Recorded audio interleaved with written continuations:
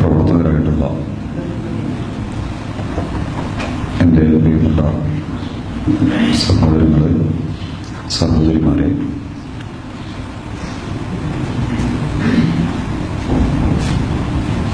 ഈ ഒരുമിച്ച് കൂടലിൻ്റെ അധ്യക്ഷത വഹിക്കുന്ന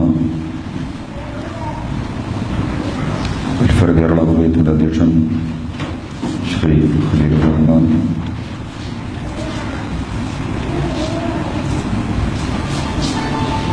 വേദിയിലിരിക്കുന്ന general secretary Shri Laik sir,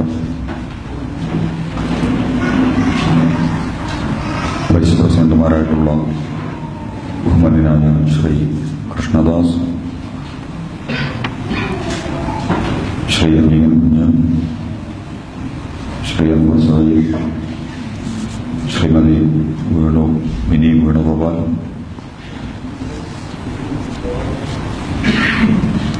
treasurer ബഹുമാന്യനായ സഹോദരൻ ഷൗക്കത്ത് വളാഞ്ചേരി,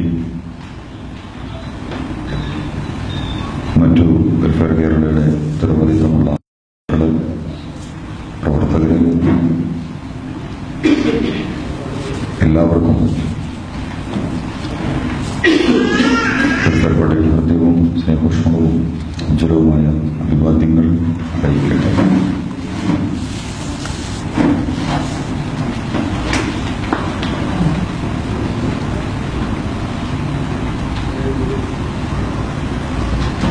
നമ്മുടെ നാട്, പ്രത്യേകിച്ച് ഇന്ത്യ, ലോകത്തിലെ അത്ഭുതകരമായ പ്രദേശങ്ങളിൽ നിന്നാണ്. വൈവിധ്യങ്ങളുടെ മഹാകലവറ. അതിനെ വൈരുദ്ധ്യങ്ങളാക്കി മാറ്റാനുള്ള ശ്രമങ്ങൾ ഇന്ന് അണ്ടർഗ്രൗണ്ടിൽ നടക്കുന്നു. ഇന്ത്യ വഴങ്ങുമോ ഇല്ലയോ എന്നുള്ളത് ഭാവി ചരിത്രം തെളിയിക്കേണ്ടതാണ്.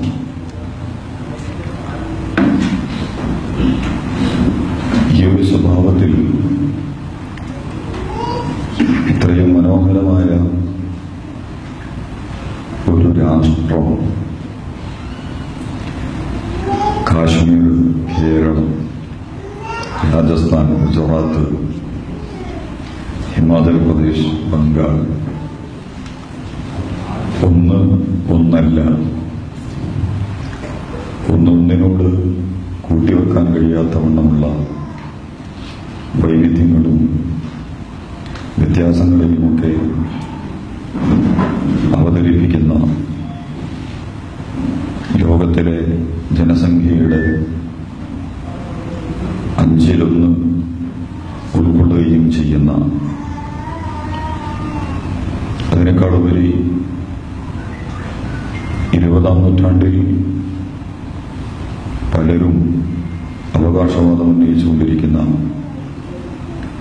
സാമ്രാജ്യത്വ വിരുദ്ധ പോരാട്ടങ്ങളിൽ ലോകത്തിന് നിർണായകമായ പോസിറ്റീവ് എനർജി പ്രയോഗപരമായി നൽകി അനുഗ്രഹിച്ച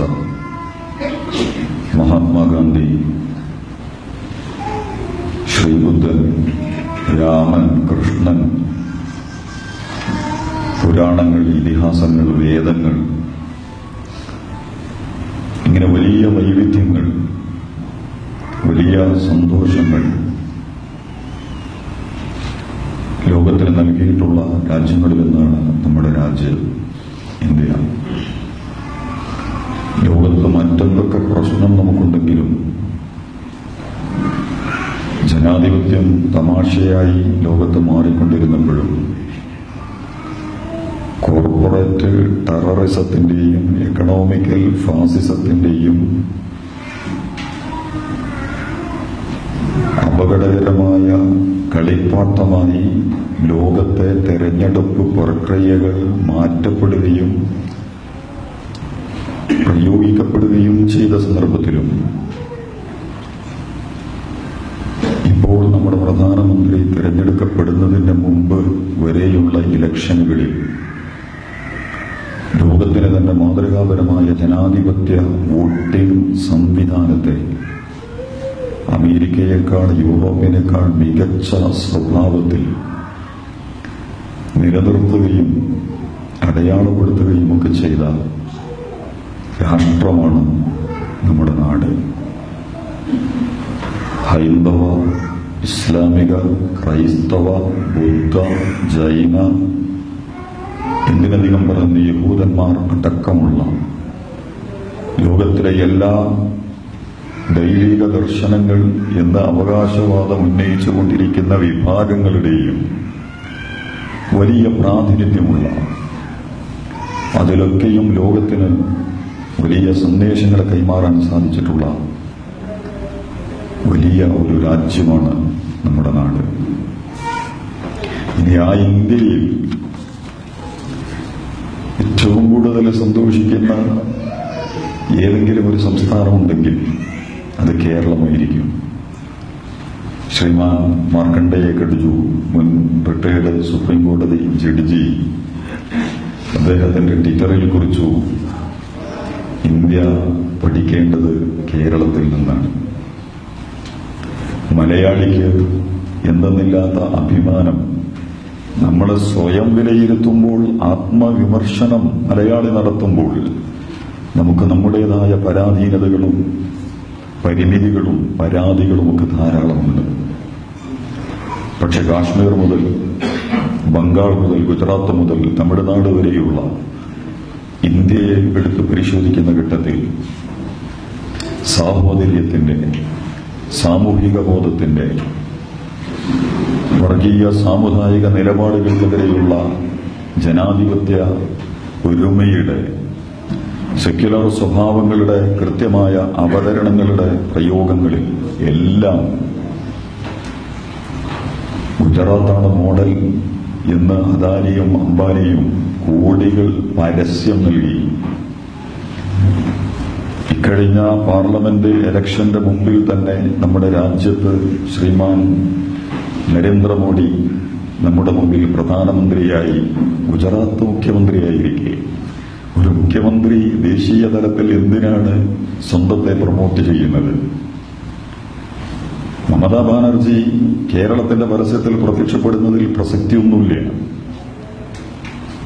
അല്ലെങ്കിൽ ഒരു മുഖ്യമന്ത്രി നമ്മുടെ ചാനലുകളിലും നമ്മുടെ വാർത്താ പ്രസിദ്ധീകരണങ്ങളിലും പ്രധാനമന്ത്രിക്കാവാം.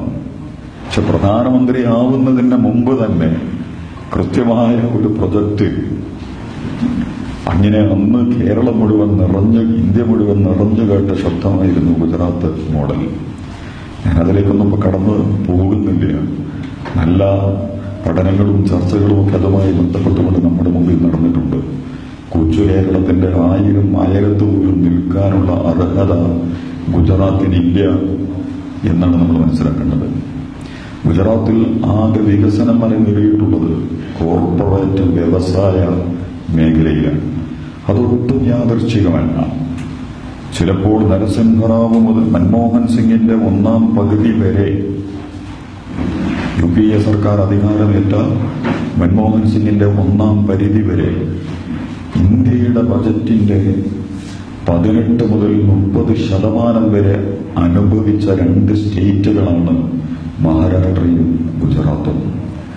അതുകൊണ്ട് നരേന്ദ്രമോദിയുടെ പാർട്ടിയോ പറയുന്ന കള്ളങ്ങൾ, ഗുജറാത്ത് വികസനം, ഇന്ത്യയുടെ പൊതു ബജറ്റിന്റെ നല്ലൊരു ശതമാനവും മിക്ക സന്ദർഭങ്ങളിലും അവിഹിതമായ സ്വാധീനങ്ങളായി, അപകടകരമായ സ്വാധീനങ്ങളായി ജനാധിപത്യ സെക്യുലർ സോഷ്യൽ സംവിധാനങ്ങളെ, ഭരണഘടനാപരമായ സന്തുലിത സംവിധാനങ്ങളെ കാറ്റിൽ പറത്തി മഹാരാഷ്ട്രയും ഗുജറാത്തും പല സമയത്തും കൊണ്ടുപോയിരുന്നു.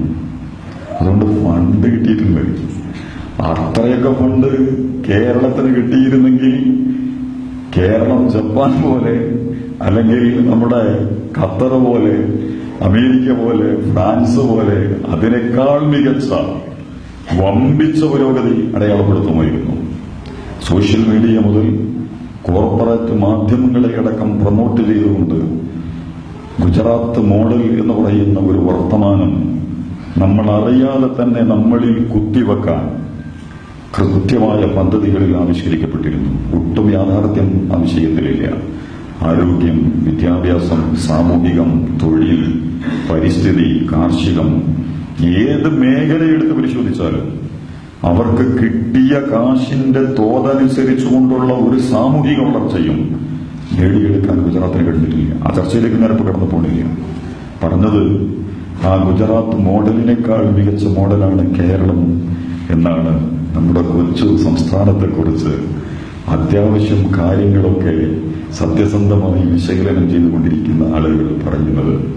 ഓണവും പള്ളിപ്പെരുന്നാളും ക്രിസ്തുമസും നബിദിനവും നേർച്ചയും ആഘോഷങ്ങളും എല്ലാം ഒരുമിച്ച് വർഗീയവും സാമുദായികവും ജാതീയപരവുമായ വേർതിരിവുകളില്ലാതെ മലയാളി ഇന്ത്യയുടെ വൈവിധ്യത്തെ മുഴുവൻ നാനാത്വത്തിൽ ഏകത്വം എന്ന് പറയുന്ന ഇന്ത്യ ലോകത്തിന്റെ മുമ്പിൽ സമർപ്പിക്കാൻ ശ്രമിച്ചിട്ടുള്ള വലിയ ഒരു ആശയത്തെ ഏറ്റവും മനോഹരമായി പ്രദർശിപ്പിച്ച ഇന്ത്യയിലെ സ്റ്റേറ്റാണ് യഥാർത്ഥത്തിൽ നമ്മുടെ കൊച്ചു കേരളം എന്ന് പറയുന്നത്.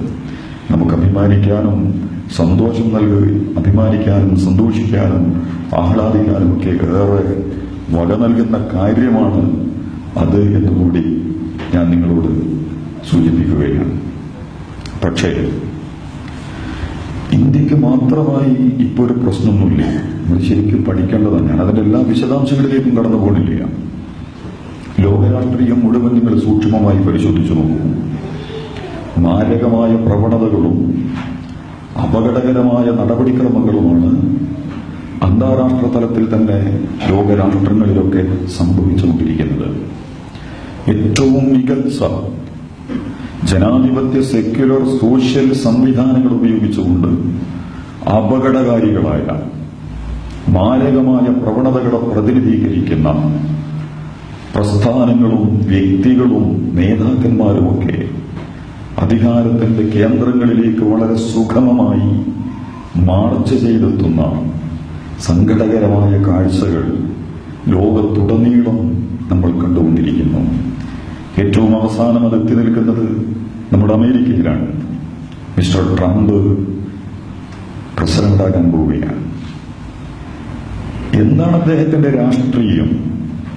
ഒരു വ്യക്തിയുടെയും ഒരു രാഷ്ട്രത്തിന്റെയും നിലനിൽപ്പിനെ ശക്തമായി സംരക്ഷിക്കുകയും അതിന്റെ മൂല്യങ്ങളുടെ കാവൽക്കാരനായി മാറുകയും അതിന്റെ അടിസ്ഥാനങ്ങളെ ഒരു നിലക്കും വിട്ടുവീഴ്ചയില്ലാതെ സംരക്ഷിക്കുകയും ഒക്കെ ചെയ്യുന്ന സംവിധാനത്തിനാണ് നമ്മൾ രാഷ്ട്രീയമെന്നും രാഷ്ട്രീയ നേതാക്കന്മാരും എന്നൊക്കെ നമ്മൾ പറഞ്ഞുകൊണ്ടിരിക്കുന്നത്. ചർച്ചയിൽ വലിയ രാഷ്ട്രീയ മീമാംസാ ചർച്ചകളൊക്കെ നടക്കാറുണ്ട്. എന്താണ് പൊളിറ്റിക്സ്? ഒന്നുമില്ല. വളരെ സിമ്പിളാണ് പൊളിറ്റിക്സ്. ഞാനൊരു വ്യക്തിയാണ്. എനിക്ക് ജീവിക്കാൻ എന്റെ കാലിൽ നിവർന്നു നിന്ന് എന്റെ നട്ടെല്ല് നിവർത്തി, എന്റെ ശിരസ് നിവർത്തി, എനിക്ക് ശ്വസിക്കാനുള്ള വായുവും കുടിക്കാനുള്ള വെള്ളവും എനിക്ക് ചലിക്കാനുള്ള ഊർജവും എന്നെ ജീവിതത്തിന്റെ അഭിമുഖീകരണങ്ങളിൽ ഏത് ഘട്ടത്തെയും അതിജീവിക്കാനും എനിക്ക് പ്രാപ്തിയും സുരക്ഷിതത്വവും സംരക്ഷണവും അതിനു വേണ്ടുന്ന സൗകര്യങ്ങളും നൽകുന്ന വ്യവസ്ഥയ്ക്കും ക്രമത്തിനും സംവിധാനത്തിനുമൊക്കെയാണ് യഥാർത്ഥത്തിൽ രാഷ്ട്രീയം എന്ന് പറയുന്നത്. പക്ഷേ ലോകത്തിലെ ഏറ്റവും വലിയ ജനാധിപത്യ രാജ്യങ്ങളിലൊന്നായ ആ പാശ്ചാത്യ ലോകത്ത് ഇന്ന് ആ വ്യക്തിയെ വേണമെങ്കിൽ നിങ്ങൾ പഠിക്കണം. ഞാൻ അദ്ദേഹത്തിലേക്ക് ഫോക്കസ് ചെയ്യാൻ ആഗ്രഹിക്കണില്ല. എന്താണ് അദ്ദേഹം ലോകത്തിന് നൽകുന്ന സന്ദേശം? ലോക രാഷ്ട്രീയത്തിന്റെ അമരക്കാരനാണ് ഇനി വരാനിരിക്കുന്ന മിസ്റ്റർ ട്രംപ്. വംശീയ, വർഗീയ, സാമുദായിക, ജാതീയ, കോർപ്പറേറ്റ്, സായുധ, സൈനിക എന്തൊക്കെ ഭീകരമായിട്ട് അവതരിപ്പിക്കാൻ കഴിയുമോ? നമുക്ക് നമ്മുടെ കുട്ടിയുടെ മുന്നിൽ ഏറ്റവും ചെറുതെന്താണ്? നമ്മുടെ രാഷ്ട്രീയ സംവിധാനത്തിലെ ഏറ്റവും ചെറിയത് എന്റെ കുട്ടിയാണ്. ആ കുട്ടിയുടെ മുമ്പിൽ എന്റെ ലോക നേതാവിനെ ഞാൻ അവതരിപ്പിക്കുന്നു. മിസ്റ്റർ ട്രംപ്, എന്റെ കുട്ടി, നിനക്കൊരു മോഡലാണ് ഇയാൾ. ഇദ്ദേഹത്തെ കണ്ടുപിടിക്കണം. എന്തൊരു നല്ല മനുഷ്യനാണെന്നറിയുമോ? കാരുണ്യത്തിന്റെയും സ്നേഹത്തിന്റെയും ദയയുടെയും മൂല്യങ്ങളുടെയും നിഷ്പക്ഷതയുടെയും സത്യത്തിന്റെയും ധാർമ്മികതയുടെയും നീതിയുടെയും ഒക്കെ കാവലാണ്. അദ്ദേഹത്തിന്റെ സദാചാര ജീവിതം, സാമ്പത്തിക ജീവിതം, സാംസ്കാരിക ജീവിതം, അദ്ദേഹത്തിന്റെ പൊളിറ്റിക്കൽ നിലപാടുകൾ ഒക്കെ എന്റെ കുഞ്ഞെ, എന്റെ ഉമ്മയോട്, എന്റെ അമ്മയോട്, എന്റെ ഇണയോട്, എന്റെ മക്കളോട്, എന്റെ വീട്ടിൽ എനിക്ക് പങ്കുവെക്കാൻ കഴിയാത്തവണ്ണമുള്ള സങ്കീർണതകളിലേക്ക് നമ്മുടെ രാജ്യത്തെ നയിക്കുന്ന, ലോകത്തെ നയിക്കുന്ന അപകടകരമായ വ്യക്തികൾ, ആശയങ്ങൾ ലോകത്ത് അപ്രമാദിത്വം നേടിക്കൊണ്ടിരിക്കുന്നു എന്ന് നമ്മൾ മനസ്സിലാക്കണം. അമേരിക്കയിൽ കൂട്ടി ജനാധിപത്യമില്ല. ശരിക്കും കോർപ്പറേറ്റ് സിദ്ധാന്തങ്ങളാണ് അതിനെ നിയന്ത്രിച്ചുകൊണ്ടിരിക്കുന്നത്. അവർ റിമോട്ട് ചെയ്യുന്ന ഒരു അപകടകരമായ രാഷ്ട്രീയം ലോകാടിസ്ഥാനത്തിൽ മുഴുവൻ, അത് നമ്മൾ പേരെടുത്ത് പറയുന്ന ഏത് രാഷ്ട്രങ്ങളാണെങ്കിലും ശരി, എല്ലായിടത്തും അധികാരത്തിന്റെ കേന്ദ്രീകരണം അവരുടെ പോളിസിയിലൂടെയാണ്, പ്രോഗ്രാമിലൂടെയാണ് അരങ്ങേറിക്കൊണ്ടിരിക്കുന്നത്. ഞാൻ നേരത്തെ സൂചിപ്പിച്ച കോർപ്പറേറ്റ് വൽക്കരണം, ടെററിസം ഇന്ന് വേറെ ഒരു സ്വഭാവത്തിൽ ചർച്ച ചെയ്യുന്ന സാധനമാണ്. യഥാർത്ഥത്തിൽ ആരാണ് ലോകത്തിലെ ഏറ്റവും വലിയ ഭീകരവാദികൾ, ഏറ്റവും വലിയ തീവ്രവാദികൾ? നന്നായിട്ട് വിശകലനം ചെയ്യേണ്ട ഒരു ഭാഗമാണത്. ലോകത്തെ അധികാര കേന്ദ്രങ്ങൾ മുഴുവൻ അവര് ചെയ്തുകൊണ്ടിരിക്കുന്ന നെറികേടുകളെയും വൃത്തികേടുകളെയും ഇരുട്ടിൽ മറച്ചുവെക്കാൻ ഉപയോഗിക്കുന്ന ഒരു ഉപാധിയായി മാറിക്കൊണ്ടിരിക്കുന്നുണ്ട്. നമ്മുടെ രാജ്യത്തിന്റെ ധാരാളം കണക്കുകൾ വന്നിട്ടുണ്ട്. എത്ര കർഷകന്മാർ മരിച്ചു? 2 മാസം, ഈ 2 വർഷത്തിന്റെ ഇടയിൽ മഹാരാഷ്ട്രയിൽ മാത്രം 17,000 കുട്ടികൾ പോഷകാഹാര കുറവ് കൊണ്ട് മരിച്ചുപോയിട്ടുണ്ട്. ഈ 7 മാസത്തിന്റെ ഇടയിൽ 3000-ലധികം കർഷകന്മാർ ആത്മഹത്യ ചെയ്തിട്ടുണ്ട്. പക്ഷേ ഒരു ചർച്ചകളിലും ഒരു സംവാദങ്ങളിലും നമ്മുടെ മുൻകഴിഞ്ഞ പ്രധാനമന്ത്രി മിസ്റ്റർ മൻമോഹൻ സിംഗ് അദ്ദേഹത്തിനോട് ചോദിച്ചിരുന്നു, ഇന്ത്യയിൽ എത്ര കർഷകരാണ് ആത്മഹത്യ ചെയ്തത്? 13 ലക്ഷം കർഷകന്മാർ. ഹിന്ദുവിന്റെ റൂറൽ റിപ്പോർട്ടറുണ്ട് മിസ്റ്റർ സായിനാഥ്, അദ്ദേഹത്തിന്റെ ഒരു പുസ്തകം മാതൃഭൂമി പ്രസിദ്ധീകരിച്ചിട്ടുണ്ട്. അതിൽ അദ്ദേഹം കുറെ അധ്യായങ്ങൾ ഇന്ത്യയുടെ ഗ്രാമങ്ങളിൽ നടക്കുന്ന സർക്കാർ സംവിധാനങ്ങളുടെ പ്രയോഗങ്ങൾ എങ്ങനെയാണ് അപ്രായോഗികമായി മാറിക്കൊണ്ടിരിക്കുന്നത് എന്നതിനെ പഠിക്കാൻ അധികാരികളും ഉദ്യോഗസ്ഥവർഗങ്ങളും ചോട്ടാ രാഷ്ട്രീയ നേതാക്കന്മാരും വലിയ വലിയ രാഷ്ട്രീയക്കാരുമൊക്കെ കൂടി സാധാരണ പൗരന്റെ അവകാശങ്ങളെ എങ്ങനെയാണ് കൊള്ള ചെയ്ത് നശിപ്പിക്കുന്നതെന്നും വികസന പദ്ധതികളും സാമ്പത്തിക സംവിധാനങ്ങളുമൊക്കെ എങ്ങനെയാണ് തകർക്കപ്പെടുന്നതെന്നൊക്കെ വിശദീകരിക്കുന്ന പുസ്തകമാണത്. ധാരാളം ചർച്ചകൾ അതിലുണ്ട്. അതിലദ്ദേഹം നമ്മുടെ വാറങ്കൽ, രായലസീമ എന്നൊക്കെ പറയുന്ന ആന്ധ്രാപ്രദേശിലെ, മഹാരാഷ്ട്രയിലെ പല ജില്ലകളിലും അദ്ദേഹം തന്നെ പോയി നടത്തിയിട്ടുള്ള നിരീക്ഷണങ്ങൾ, കൃത്യമായ പഠനങ്ങൾ, അദ്ദേഹം അതിൽ ഒരിടത്തും ശരിക്കും പറയുന്നുണ്ട്. ഞാൻ ആന്ധ്രയിലെ, മഹാരാഷ്ട്രയിലെ ചില ഗ്രാമങ്ങളിൽ പോയി. അപ്പോൾ ഒരു ഗ്രാമത്തിൽ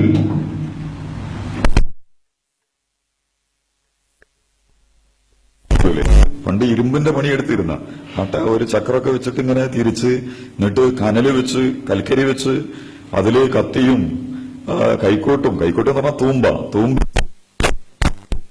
കലപ്പയും ഒക്കെ ശരിപ്പെടുത്തി കൊടുത്തിരുന്ന ഇരുമ്പ് പണിക്കാർ, അങ്ങനത്തെ 20 കൊല്ലപ്പണിക്കാർ, ഇരുമ്പ് പണിക്കാർ ആത്മഹത്യ ചെയ്തിരിക്കുന്നു. അദ്ദേഹം അതിന് വിശകലനം ചെയ്തു. 20 കൊല്ലപ്പണിക്കാർ ആത്മഹത്യ ചെയ്യുന്ന ഒരു സാമൂഹിക, സാമ്പത്തിക, രാഷ്ട്രീയ പ്രശ്നം എങ്ങനെയാണ് ഉണ്ടായത്? അതിനദ്ദേഹം മറുപടി പറഞ്ഞത്, 20 കൊല്ലപ്പണിക്കാർ ആത്മഹത്യ ചെയ്യണമെങ്കിൽ അതിന്റെ മുമ്പ് 200 കർഷകന്മാർ ആ ഏരിയയിൽ വിഷം കുടിച്ചും കെട്ടിത്തൂങ്ങിയും ട്രെയിനിന് മുമ്പിൽ ചാടിയും ജീവിതം അവസാനിപ്പിച്ചിട്ടുണ്ട്. കാരണം ഈ കൊല്ലപ്പണിക്കാർക്ക് പണി നൽകിയത് ഇവരായിരുന്നു. ഉഴവുന്ന മൃഗത്തിന്റെ കാലിന്റെ അടിയിൽ തടക്കുന്ന ഇരുമ്പിന്റെ ലാടം മുതൽ മുഖം വെച്ച്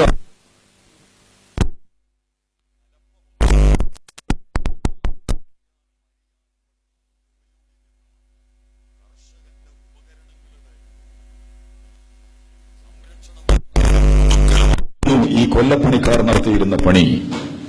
പക്ഷേ ഒരു പ്രദേശത്ത് 20 കൊല്ലപ്പണിക്കാർ ആത്മഹത്യ ചെയ്യുകയും അതിന് കാരണമായി തീരുന്ന രീതിയിൽ 200ഓളം കർഷകന്മാർ ആത്മഹത്യ ചെയ്യുകയും ചെയ്യുന്ന വളരെ മാരകമായ സാഹചര്യങ്ങൾ ഒരിഞ്ച് പോലും UPA-യിൽ നിന്ന് NDA മുന്നോട്ട് പോയിരിക്കുന്നു എന്ന് നമ്മളാരും തെറ്റിദ്ധരിക്കേണ്ടതില്ല. ഇപ്പോഴും കർഷകന്മാർ ആഘോഷങ്ങൾ നടത്തിക്കൊണ്ടിരിക്കുകയാണ്. ആത്മഹത്യയുടെ ആഘോഷങ്ങളിലൂടെ സ്വന്തം രാഷ്ട്രജീവിതത്തിന്റെ പ്രതിസന്ധികളെ തരണം ചെയ്യാൻ സാധിക്കാതെ ഒരു ഭാഗത്ത് അവർ ജീവിതം അവസാനിപ്പിച്ചുകൊണ്ടിരിക്കുന്നു. പക്ഷെ നമ്മുടെ ലോകത്തിലെ ഒരു മീഡിയയിലും 13 ലക്ഷം കൃഷിക്കാർ ആത്മഹത്യ ചെയ്യുന്ന ഒരു രാഷ്ട്രത്തിൽ ഇവരുടെ കഴുത്തിൽ കുരുക്കിട്ട ഒരു എക്കണോമിക്കൽ ഫാസിസം, ഒരു കോർപ്പറേറ്റ് ടെററിസം, ഞാനത് മനസ്സിലാവാനാണ് ഇങ്ങനെ അത് വിശദീകരിക്കുന്നത്. അതൊരു ചർച്ചാ വിഷയമല്ല. ISIS-ഉം RSS-ഉം നമ്മുടെ ചർച്ചകളെ കവർന്നെടുക്കുന്നു. കർഷകൻ അവിടെ മാത്രമൊന്നുമല്ല, ലാറ്റിൻ അമേരിക്ക, കിഴക്കനേഷ്യൻ രാജ്യങ്ങൾ, ആഫ്രിക്ക ഒക്കെ നിങ്ങൾ എടുത്ത് പരിശോധിച്ചു നോക്കൂ. മാരകമായ തൊഴിൽ പ്രതിസന്ധികൾ. ലോകത്തിലെ മയക്കുമരുന്ന് കടത്തിന്റെ സംവിധാനങ്ങളായി ലാറ്റിൻ അമേരിക്ക മാറിക്കൊണ്ടിരിക്കുന്നു.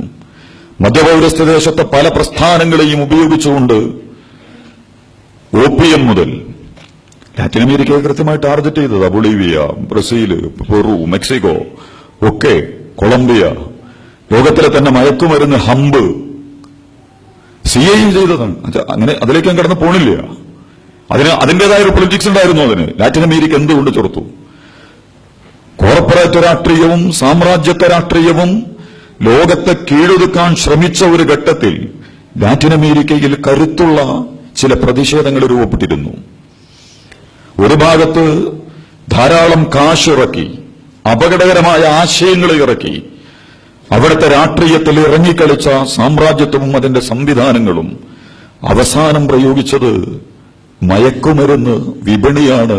ഇതൊന്നും ഞാൻ പറയല്ലോ. വില്യം ബ്ലം എന്ന് പറയുന്ന അമേരിക്കൻ പത്രപ്രവർത്തനം എഴുതിയ തമ്മാടി രാഷ്ട്രം എന്ന് പറയുന്ന ഒരു പുസ്തകമുണ്ട്. പറ്റുമെങ്കിൽ വായിക്കണം എന്നുള്ളത്. നല്ല പുസ്തക. എങ്ങനെയാണ് അമേരിക്ക ചരിത്രത്തിൽ ലോകത്തോട് എന്തൊക്കെ ചെയ്തു എന്ന് വസ്തുതകൾ ഉറമർത്താനൊന്നുമല്ല, അവരുടെ റിപ്പോർട്ടുകളെ തന്നെ മുന്നിൽ വെച്ചുകൊണ്ട് അദ്ദേഹമാണ് പറയുന്നത്. മയക്കുമരുന്ന് വിപണി നിയന്ത്രിക്കുന്നത് വ്യക്തികളെ തകർക്കുന്നു. സാമ്രാജ്യം മാത്രമല്ല, ഒരു രാഷ്ട്രം മാത്രമല്ല. വ്യക്തിയെ തകർക്കുക എന്ന് പറയുന്നതിന്റെ അർത്ഥം എന്താ? അവന്റെ ശരീരം, അവന്റെ സംസ്കാരം, അവന്റെ സമ്പത്ത്, അവന്റെ ആരോഗ്യം, അവന്റെ കുടുംബം, അവന്റെ വീട്, അവന്റെ മക്കൾ, അവന്റെ ഇണ. എത്ര മാരകമായ കടന്നാക്രമണമാണ്. വളരെ ചെറിയതാണ് മയക്കുമരുന്ന് എന്ന് പറയുമ്പോൾ കേൾക്കുമ്പോഴുള്ള പേര്. പക്ഷെ ഇതിനൊക്കെ അവർ നേതൃത്വം നൽകി. ലാറ്റിൻ അമേരിക്കയിൽ വലിയ പ്രതിസന്ധികൾ. ലോകത്തിലെ ഏറ്റവും വലിയ വിഭവ സമൃദ്ധിയുള്ള ആഫ്രിക്ക പുലിസ്റ്റർ പ്രൈസ് നേടുന്ന ഫോട്ടോഗ്രാഫറുടെ മുമ്പിൽ വലിയ സമ്മാനത്തിന് അർഹരാക്കുന്ന കാഴ്ചകളെ സംഭാവന ചെയ്യുന്ന ചിത്രങ്ങൾ, സംഭവങ്ങൾ ലോകത്തിന് പകർന്നു നൽകുന്ന പ്രദേശമായി ആഫ്രിക്ക മാറിക്കഴിഞ്ഞിരിക്കുന്നു. ഏഷ്യയിലെ രാഷ്ട്രങ്ങൾ ഓരോന്നിനും എടുത്ത് പരിശോധിച്ചു നോക്കും നിങ്ങൾ. ആരാണ് മെച്ചപ്പെട്ടത്? ഒരു സമഗ്രാധിപത്യ ചൈന ഒരു സ്വഭാവത്തിൽ അങ്ങനെ പോകുന്നുണ്ട്. വേറെ ചർച്ച ചെയ്യേണ്ടതാണ്. ക്യാപിറ്റലിസ്റ്റ് പോളിസി തന്നെ സ്വീകരിച്ചുകൊണ്ട് ഒരു രാഷ്ട്രം അതിന്റെ സർവാധിപത്യ സമഗ്രാധിപത്യ, ഇന്ത്യയിൽ ഇനി വരാനിരിക്കുന്നത് ആ സ്വഭാവത്തിലുള്ള ഒരു രാഷ്ട്രീയമാണ്. അതിലേക്കാണ് മിസ്റ്റർ മോഡി. പ്രതിപക്ഷമില്ലല്ലോ അവിടെ. ചൈനയിൽ പ്രതിപക്ഷമില്ല. സർവാധിപത്യവും സ്വേച്ഛാധിപത്യവും സമഗ്രാധിപത്യവും. പ്രതിപക്ഷമില്ലാത്ത ഒരു നാടിനെ വളരെ മാരകമായ പ്രവണതകളിലൂടെ ചൈനയിൽ നിന്നൊക്കെ ഇറങ്ങുന്ന പുസ്തകങ്ങൾ നിങ്ങൾ വായിച്ചു നോക്കുന്നുണ്ടോ? ധാരാളം പാഠങ്ങൾ നമുക്ക് കിട്ടും. അകത്തളങ്ങളിൽ ഗ്രാമങ്ങൾ വമ്പിച്ച പ്രതിസന്ധിയിലാണ്. വളരെ കുറഞ്ഞ കൂലി കൊടുത്ത് കഠിനമായ തൊഴിൽ ചൂഷണങ്ങൾ നടത്തിക്കൊണ്ടാണ് എനിക്കും നിങ്ങൾക്കും, ഏറ്റവും വലിയവർക്കും ഏറ്റവും ചെറിയവർക്കും വേണ്ട മെയ്ഡ് ഇൻ ചൈനയുടെ വിഭവങ്ങൾ പുറത്തു വന്നുകൊണ്ടിരിക്കുന്നത്. തൊഴിൽപരമായ സുരക്ഷിതത്വങ്ങളോ സാമ്പത്തികമായ പുരോഗതിയോ അതിന്റെ സമഗ്രമായ ഒരു രാഷ്ട്രീയ പുരോഗതിയുടെ ലക്ഷണങ്ങളൊന്നും അവിടെ ഇല്ല. ഏഷ്യയിൽ പക്ഷേ വലിയ ഒരു കരുത്ത്. പിന്നെ ജപ്പാനാണുള്ളത്. ജപ്പാനെ വേറെ പഠിക്കണോ നിങ്ങൾ? 6 മാസം കൂടുമ്പോൾ പ്രധാനമന്ത്രി മാറും. രാഷ്ട്രീയ അനിശ്ചിതത്വങ്ങളുടെ എല്ലാം ഉണ്ട് അവർക്ക്. പക്ഷെ ഒരു പോളിസി ഇല്ലേ? പോളിസി വേറുണ്ട്. പക്ഷെ ഒരു രാഷ്ട്രീയത്തെ, ഒരാശയത്തെ, ഒരു ദർശനത്തെ ലോകത്തിന്റെ മുമ്പിൽ അവതരിപ്പിക്കുന്നതിൽ ഇന്ന് പരാജയപ്പെട്ടുകൊണ്ടിരിക്കുന്നു.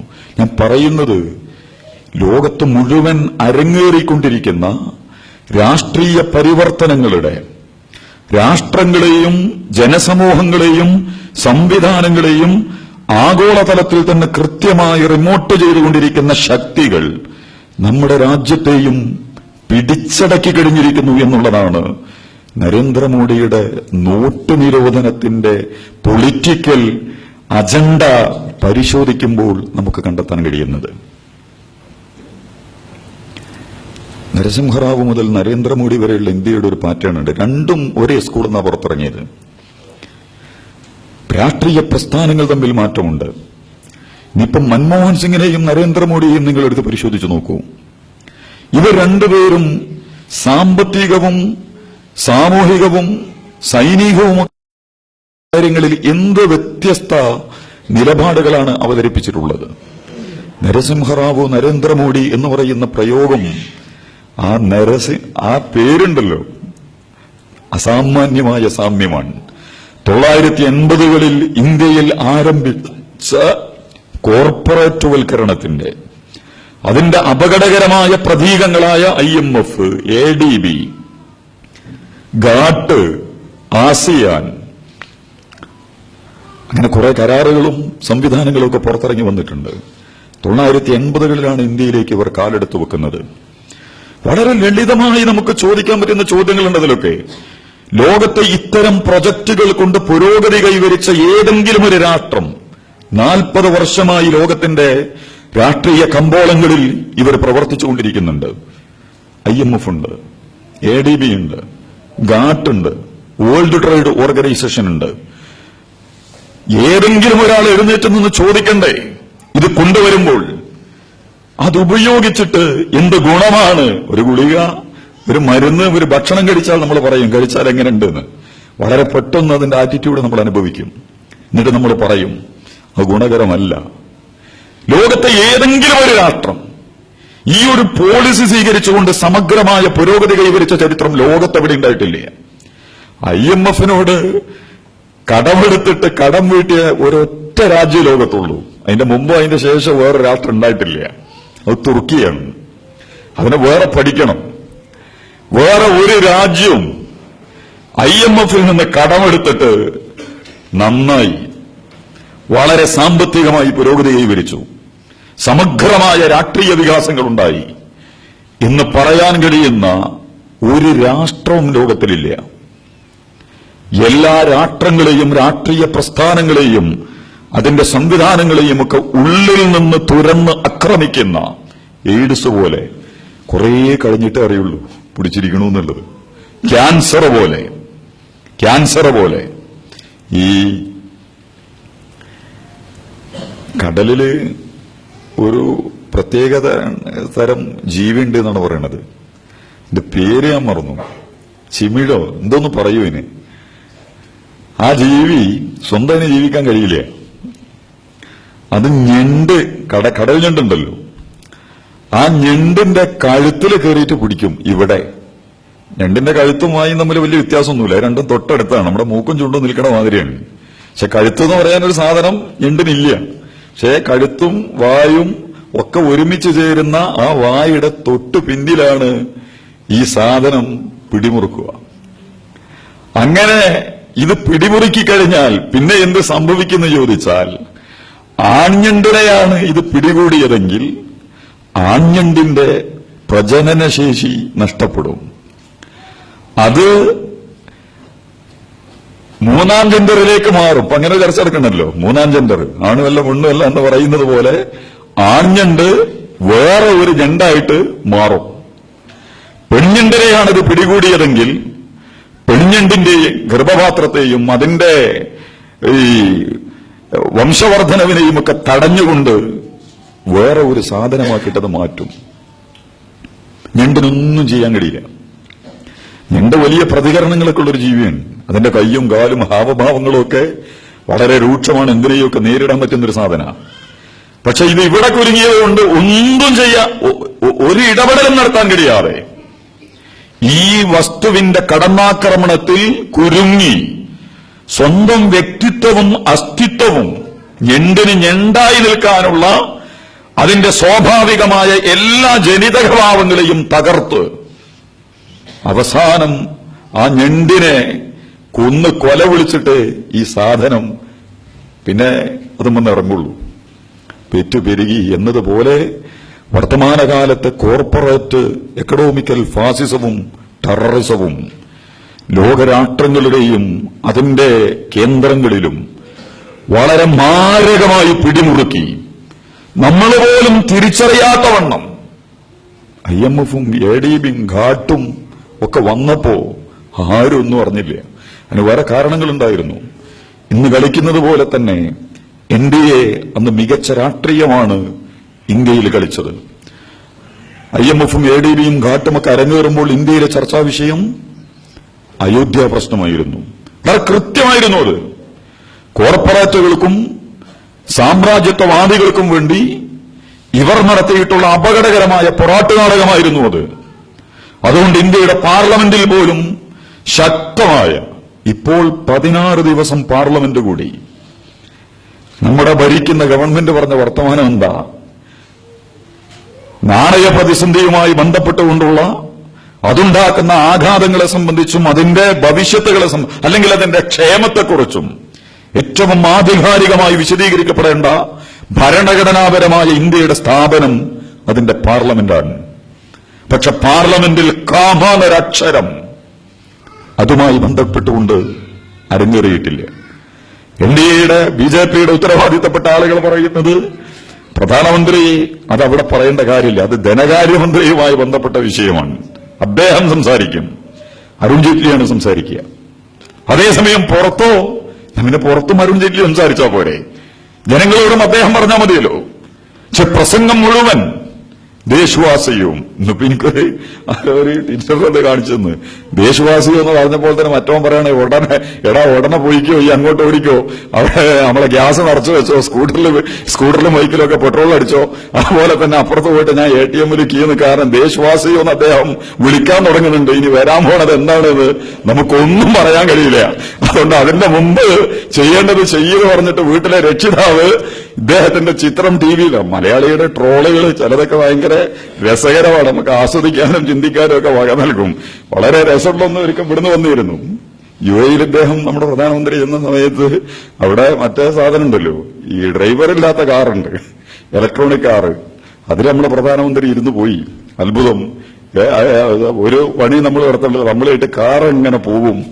അപ്പൊ മലയാളികളായ ട്രോളർമാർ കൊടുത്തു. അതിലൊക്കെ എന്താ അത്ഭുത, കഴിഞ്ഞ 2.5 കൊല്ലമായി ഒരു നാട് പ്രധാനമന്ത്രി ഇല്ലാതെ പോകുന്നുണ്ടോ മുന്നോട്ട്? എല്ലാ കാലവും അദ്ദേഹം പുറത്താ, പിന്നെ പോയി കാറ് ഡ്രൈവറില്ലാതെ ബോഡിയിൽ എന്താ അത്ഭുത ഉള്ളത് എന്ന് ചോദിച്ചിട്ട് മലയാളി വളരെ രസകരമായി എന്തൊരു തരം പ്രതിഷേധമാണ് രേഖപ്പെടുത്തുന്നത് എന്ന് ചോദിച്ചാൽ, നോട്ട് നിരോധിച്ചതിന്റെ 2ാം ദിവസം രായ്മാനം ഇദ്ദേഹം കയറി ജപ്പാനിലേക്ക്. പക്ഷെ വിശദീകരിക്കപ്പെട്ടില്ല. നമ്മുടെ പാർലമെന്റിൽ വളരെ ഭയത്തോടുകൂടി നമ്മൾ കാണേണ്ടത് ഭരണഘടനാപരമായ നമ്മുടെ ജനാധിപത്യ സംവിധാനങ്ങളെ മാരകമായ സ്വഭാവത്തിൽ കടന്നാക്രമിക്കുന്നതിനുള്ള അണ്ടർഗ്രൗണ്ട് പ്ലാനുകളാണ് രാഷ്ട്രീയ പ്രസ്ഥാനങ്ങൾ നടത്തിക്കൊണ്ടിരിക്കുന്നത്. എന്നിട്ട് 14ാമത്തെ ദിവസം ഇവർ കയറി വരുന്നു. അപ്പൊ കയറി വരുമ്പോ അഴിമതിയുമായി ബന്ധപ്പെട്ടുകൊണ്ട് മിസ്റ്റർ രാഹുൽ ഗാന്ധി പുതിയ ഒരു ഫോർമുല വെച്ചിട്ടുണ്ട്. അത് പാർലമെന്റിൽ പ്രസംഗിക്കാൻ അനുമതി തരണം. അപ്പോ 14 ദിവസവും ഞങ്ങളെ അനുവദിക്കാത്തത് കൊണ്ട് ഞങ്ങൾ ധനകാര്യ മേഖലയെക്കുറിച്ച് സംസാരിച്ചിട്ടില്ല എന്ന് പറഞ്ഞുകൊണ്ട് നിശബ്ദത പുലർത്തിയ നമ്മുടെ ഭരണകക്ഷി അഴിമതിയുമായി ബന്ധപ്പെട്ട കാര്യങ്ങൾ പറയാൻ ഇദ്ദേഹം എഴുന്നേൽക്കുന്നതോടുകൂടി വലിയ ബഹളമാണ്.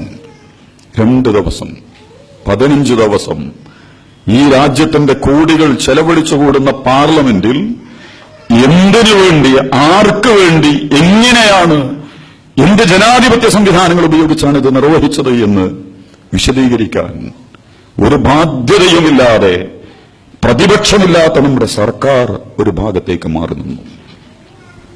മറുഭാഗത്ത് നിങ്ങൾ ആലോചിച്ചു നോക്കൂ, ലോകത്തെവിടെയും ഇങ്ങനെ ഒരു പരിപാടി അരങ്ങേറിയിട്ടില്ല. ഇത് വളരെ രസകരമാണ് ഈ പരിപാടി.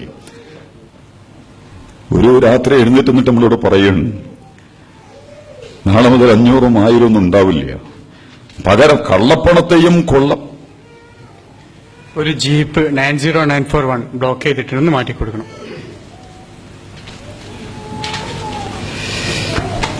കുറച്ചത് നല്ല വിഭവം, അത്യാവശ്യം നല്ല കറിയാണ് ഒഴിച്ചത് നമ്മൾ ഉണ്ണാൻ വേണ്ടിയിട്ട്. ഭീകരതയെ തടയാനാണ്.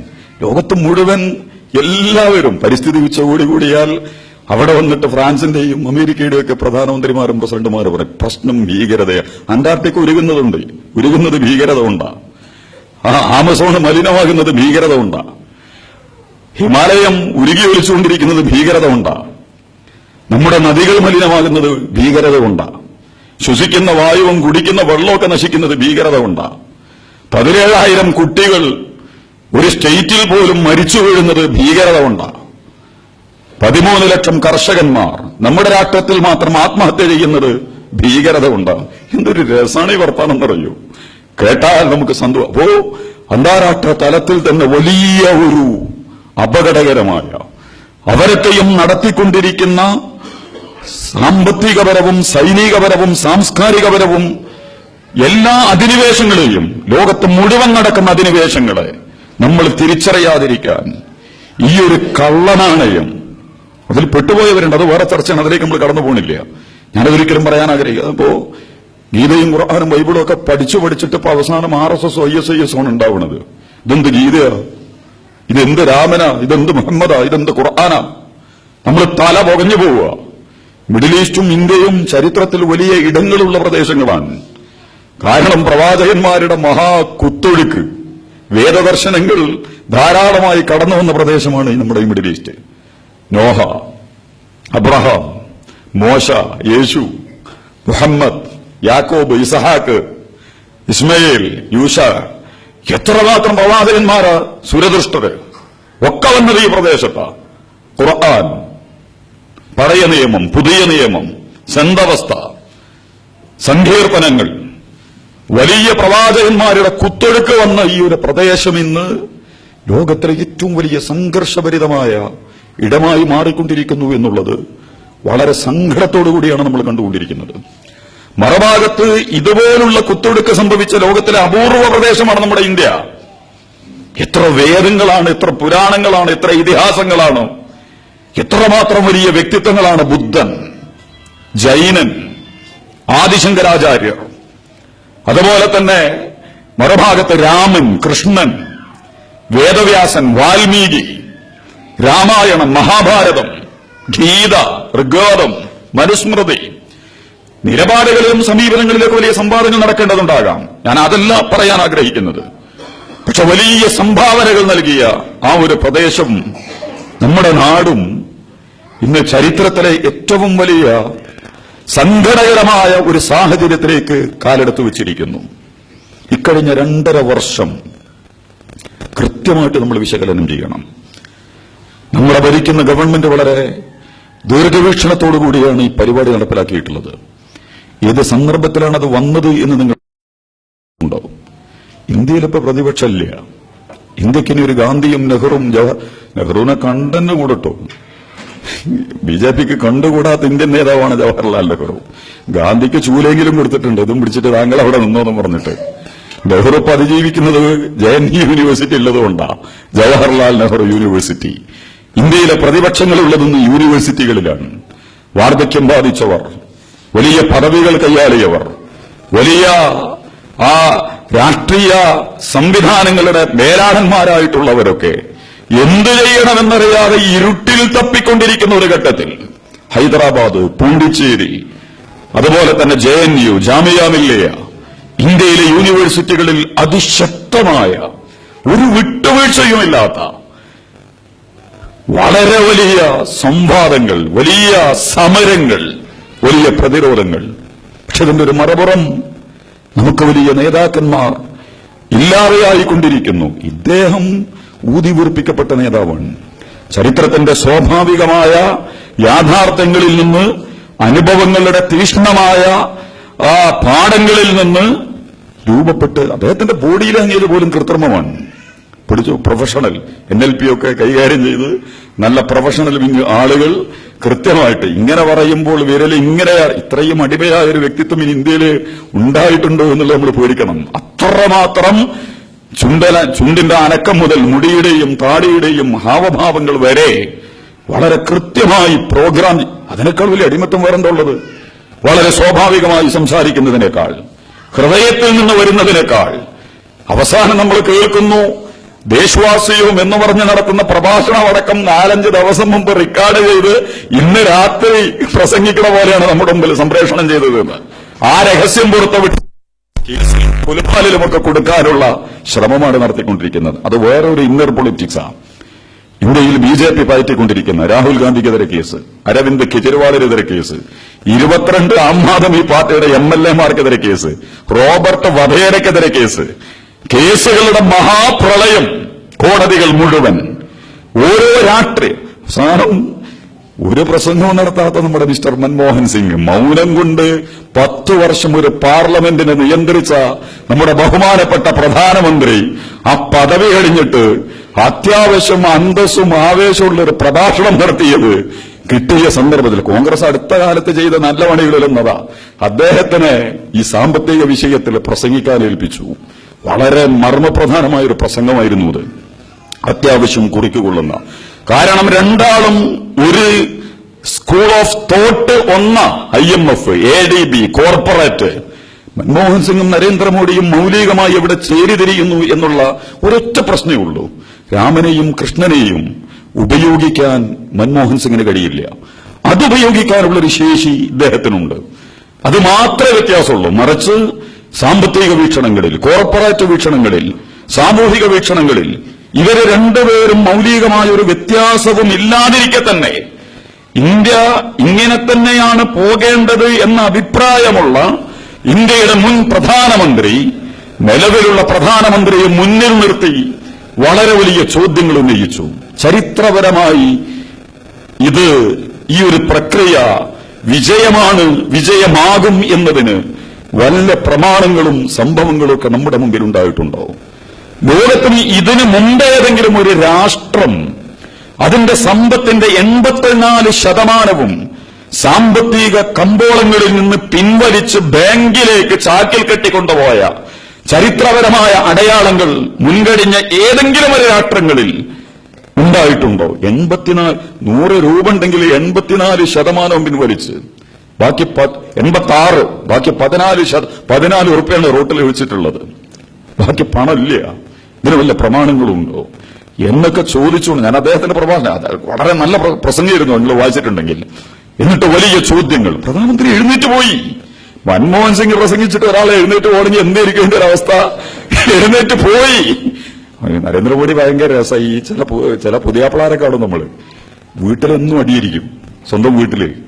അപ്പം വീട്ടിലേക്ക് നമ്മൾ ചെന്നാൽ മൂപ്പരെപ്പോഴും ഇങ്ങനെയാണ് ഉണ്ടാവുക, പുരയെ ചെന്നാൽ ഇങ്ങനെ ഉണ്ടാവുക. പക്ഷെ പുറത്തേക്കാണ്ട് ഇറങ്ങിയുണ്ടല്ലോ ഭയങ്കര ഹാപ്പി ആയിരിക്കും. നോക്കുമ്പോൾ ഇന്ത്യയിൽ നിൽക്കുമ്പോൾ നമ്മുടെ പ്രധാനമന്ത്രിയുടെ മുഖത്ത് ഒട്ടും സന്തോഷം ഉണ്ടാവില്ല. പാർലമെന്റിലാണെങ്കിൽ ആകെ ഇങ്ങനെ ഇരിക്കും. നിങ്ങൾ ബോഡി ലാംഗ്വേജ് ഏറ്റവും കൂടുതൽ പരാജയപ്പെടുന്ന രംഗവേദിയാണ് അദ്ദേഹത്തിന്റെ. കാരണം അവിടെ പ്രസംഗിച്ച് പരിഹരിക്കാൻ കഴിയില്ല പ്രശ്നങ്ങൾ, മറിച്ച് ചോദ്യങ്ങൾക്ക് കൃത്യമായ മറുപടി പറയണം. നിങ്ങൾ ചാനലിലൊക്കെ ശ്രദ്ധിച്ചു നോക്കുണ്ടോ, നമ്മുടെ പ്രധാനമന്ത്രി ഏറ്റവും കൂടുതൽ പരാജയപ്പെടുന്നത് പാർലമെന്റിലാണ്. ഒന്നും പറയാൻ കഴിയില്ല. സമയം പുറത്തുണ്ടിറങ്ങിയാല്, TV ക്യാമറയുടെ മുമ്പിലെത്തിയാല്, ഇനി ജപ്പാനിലും അഡലൈഡിലും ന്യൂയോർക്കിലും ദോഹയിലും ഒക്കെ എത്തിയാല് എന്താ കത്തിക്കാറല്? കാരണം അവിടെ പ്രശ്നമൊന്നുമില്ല, വളരെ സുഗമമാണ്. ആ ഒരു പ്രധാനമന്ത്രിയെ നിർത്തി പൊരിച്ചു, ഒരു പ്രശ്നമില്ലാതെ അതിന്റെ പിറ്റേ ദിവസങ്ങൾ ശ്രദ്ധിച്ചോ, ഇന്ത്യയുടെ മുൻ കരസേനാ മേധാവിയെ അറസ്റ്റ് ചെയ്തു. അപ്പൊ നമ്മൾ വിചാരിച്ചു ഭയങ്കര സംഭവമാണെന്ന്. പക്ഷെ കരസേനാ മേധാവി നല്ല ഡയലോഗ് കാച്ചി, മൻമോഹൻ സിംഗ് ആണ് പ്രതി, പോരെ ഇനി മിണ്ടില്ല മൻമോഹൻ സിംഗ്. ഇതാണ് BJP. കൃത്യമായിട്ട് വളരെ അപകടകരമായ കളി, നമ്മൾ വിചാരിക്കുന്നതിനേക്കാൾ മാരകമായ കളിയാണ്. വ്യക്തികളെയും പ്രസ്ഥാനങ്ങളെയും ഒക്കെ കൃത്യമായി പിന്തുടർന്ന് കേസുകളുടെയും നൂലാമാലയുടെയും പിന്നാമ്പുറങ്ങളിൽ അവരെ കുരുക്കിയിട്ട് അണങ്ങാൻ കഴിയാത്തവണ്ണമുള്ള ചതുരംഗ കളം പോലെ ചെക്ക് പറഞ്ഞ് നിർത്തുക എന്ന് പറയുന്ന കളിയാണ് നടത്തിക്കൊണ്ടിരിക്കുന്നത്. അതുകൊണ്ട് രാഹുൽ ഗാന്ധി ക്യൂവില് ആദ്യത്തെ ദിവസം തന്നെ വന്നു. അപ്പോ അവര് പറഞ്ഞു അദ്ദേഹം കോമഡിയനാകാൻ വന്നതാ, അദ്ദേഹത്തിന് നല്ല പബ്ലിസിറ്റി സ്റ്റണ്ട് നടത്താൻ വേണ്ടി വന്നതാ. മൂന്നാം ദിവസം നമ്മുടെ പ്രധാനമന്ത്രിയുടെ അമ്മയും വന്നു. അന്ന് നമുക്ക് ഉറപ്പായി ഇയാൾക്ക് നാട് രക്ഷപ്പെടുത്താൻ കഴിയില്ല. മാതാപിതാ ദേവ തുല്യ, അപ്പനെയും അമ്മയെയും ബഹുമാനിക്കുക, റബ്ബുക്ക് അല്ലാ താബുദു ഇല്ല, ഈ അങ്ങനെയൊക്കെയുള്ള വേദങ്ങളൊക്കെ പറഞ്ഞ് ഏറ്റവും പ്രധാനപ്പെട്ടതാണ് അച്ഛനും അമ്മയും. ദൈവം കഴിഞ്ഞാൽ, ഈശ്വരൻ കഴിഞ്ഞാൽ, കർത്താവ് കഴിഞ്ഞാൽ, അള്ളാഹു കഴിഞ്ഞാൽ പിന്നെ ആരാന്ന് വെച്ചാൽ അച്ഛനും അമ്മയാണ്. 90 വയസ്സുള്ള അമ്മയെ കൊണ്ടുവന്നിട്ട് ക്യൂല് നിർത്തി. പിന്നെ അദ്ദേഹത്തിന് ആരെ നിർത്തുന്നതിന് എന്താ പ്രശ്നം? സ്വന്തം അമ്മയെ ക്യൂവിൽ നിർത്താൻ മടിയില്ലാത്ത ഒരു ഭരണാധികാരി. പക്ഷെ അത് സോഷ്യൽ മീഡിയയിൽ നടന്നു. എന്താ? നമ്മുടെ പ്രധാനമന്ത്രിയുടെ അമ്മ, അവര് പോലും ഈ വലിയ സഹനത്തിന്റെ, ത്യാഗത്തിന്റെ, സോഷ്യൽ മീഡിയയിൽ ഭയങ്കര രസോ. നമ്മൾ പഠിച്ചു, ജീവിതം പഠിച്ചു. കുറഞ്ഞ പൈസ കൊണ്ട് ജീവിക്കാനൊക്കെയുള്ള വലിയ പാഠങ്ങൾ നമുക്ക് നൽകുന്നു. മറുചോദ്യങ്ങൾ നിങ്ങൾ ചോദിക്കണം, നമ്മുടെ പ്രധാനമന്ത്രി ചെലവ് കുറച്ചിട്ടുണ്ടോ? നമ്മുടെ MP-മാർ ചെലവ് കുറച്ചിട്ടുണ്ടോ? നമ്മുടെ പാർട്ടികൾ ചെലവ് കുറച്ചിട്ടുണ്ടോ? നമ്മുടെ ഉദ്യോഗസ്ഥ വൃന്ദങ്ങൾ ചെലവ് കുറച്ചിട്ടുണ്ടോ? അവരാരും തുറക്കാതെ ഈ പാവപ്പെട്ട മനുഷ്യന്റെ കാശ് വാങ്ങി ബാങ്കിലിട്ടിട്ട് എല്ലാറ്റിനും ക്യൂന്ന് അവനെ ക്യൂവിൽ നിർത്തി. എന്നിട്ട് അവനോട് അവരെ പറയുക, പഠിച്ചില്ലേ ജീവിതം? ലളിതമായി ജീവിക്കാൻ നീ പഠിച്ചില്ലേ? നമ്മുടെ നാട്ടില് ഒരു പരിപാടിയില് നമ്മുടെ ഈ BJPയുടെ ഒരു പ്രസംഗകൻ കത്തിക്കേറാണ്, ഒരാഴ്ചയിൽ 24,000 രൂപ. അപ്പൊ കണക്ക് കൂട്ടിയാൽ 96,000 രൂപ ഒരു മാസത്തിൽ കിട്ടിയാൽ അത് പോരെ നിങ്ങൾക്ക് ജീവിക്കാൻ? വേണ്ടെന്ന് നിങ്ങൾക്ക് പിൻവലിച്ചൂടെ? എന്നിട്ട് നിങ്ങൾ പറയുന്നു കാശ് തരണില്ലാന്ന്. 94,000 ഉറുപ്പ്യ നിങ്ങൾക്ക് ജീവിക്കാൻ അത് പോരെ ഒരു മാസത്തിൽ? ഒരാഴ്ചയിൽ 24, സാധാരണക്കാരൻ ഒരാഴ്ചയിൽ 10,000, അങ്ങനെ 40,000 ഒരു മാസം ജീവിക്കാൻ ഇത് പോരെ? എന്നിട്ട് ഞങ്ങൾക്കെതിരെ. അപ്പൊ നമ്മുടെ ഒരു സുഹൃത്ത് പറഞ്ഞു, ഞാനൊരു പണിക്കാരനാണ്, കോൺട്രാക്ടറാണ് എന്നുള്ളതിന്റെ അർത്ഥം ഞാൻ ലക്ഷങ്ങളിൽ താമസിക്കുന്നു എന്നല്ല, എന്റെ കാശ് പണിയെടുക്കുന്നവർക്ക് കൊടുക്കാനുള്ളതാ. 24,000 കൊണ്ട് ഞാൻ എന്ത് ചെയ്യും? ഒരു ആഴ്ചയിൽ 8 ലക്ഷവും 10 ലക്ഷവും ആവശ്യമുള്ള എനിക്ക് വെറും 94,000 രൂപ തന്ന് എന്നെയും എന്റെ തൊഴിലാളികളെയും ഇരുട്ടിൽ നിർത്തുന്ന, എന്നിട്ട് നിങ്ങൾ പറയുന്നു ഞങ്ങൾ ജീവിതം പഠിപ്പിക്കുകയാണ്. എന്തൊക്കെ പ്രചരണങ്ങളാണ് നടക്കുന്നതെന്ന് അറിയോ നിങ്ങൾ? ആരെയാണ് ഇവർ ജീവിതം പഠിപ്പിക്കുന്നത്? ഇവരാരും 10 ലക്ഷത്തിന്റെ കുപ്പായിട്ടിട്ട് ഞാൻ ചായ കച്ചവടക്കാരനായിരുന്നു, ഇങ്ങനെയുള്ള നമ്മളോട് പറയുന്നത്. ഇങ്ങനത്തൊക്കെ ചായക്കാരനായ ചില്ലറ ഭാഗ്യമൊന്നുമല്ല നമുക്ക്. കാരണം ചായ പാർന്ന് 10 ലക്ഷത്തിന്റെ സ്വർണ്ണനൂല് കൊണ്ടുള്ള കുപ്പായിട്ടിട്ട് വളരെ മനോഹരമായി നാട് ഭരിക്കാൻ പവർ നേടുന്ന, എന്നിട്ട് നമ്മുടെ മുമ്പിൽ അവതരിപ്പിക്കുക. ഇതിന് യഥാർത്ഥത്തിൽ ഇത് ഇന്ത്യയിലെ രാമചന്ദ്ര ഗുഹയെ പോലത്തെ ആളുകളൊക്കെ പറഞ്ഞ വർത്താനുണ്ട്. ഇന്നർ പൊളിറ്റിക്സ് ഇതിലുള്ള ഏറ്റവും മർമ്മപ്രധാനമായ ഭാഗങ്ങളിലൊന്ന് വരാനിരിക്കുന്ന UP, ഹരിയാന, ഗുജറാത്ത് തെരഞ്ഞെടുപ്പുകൾ NDAയുടെ BJPയുടെ ജീവൻ മരണ പോരാട്ടമാണ്. വളരെ ശക്തമായ പ്രതിഷേധങ്ങൾ അവർക്കെതിരെയുണ്ട്. ബീഹാർ മോഡൽ, ഡൽഹി മോഡൽ പരീക്ഷണങ്ങൾ വിജയിക്കുകയും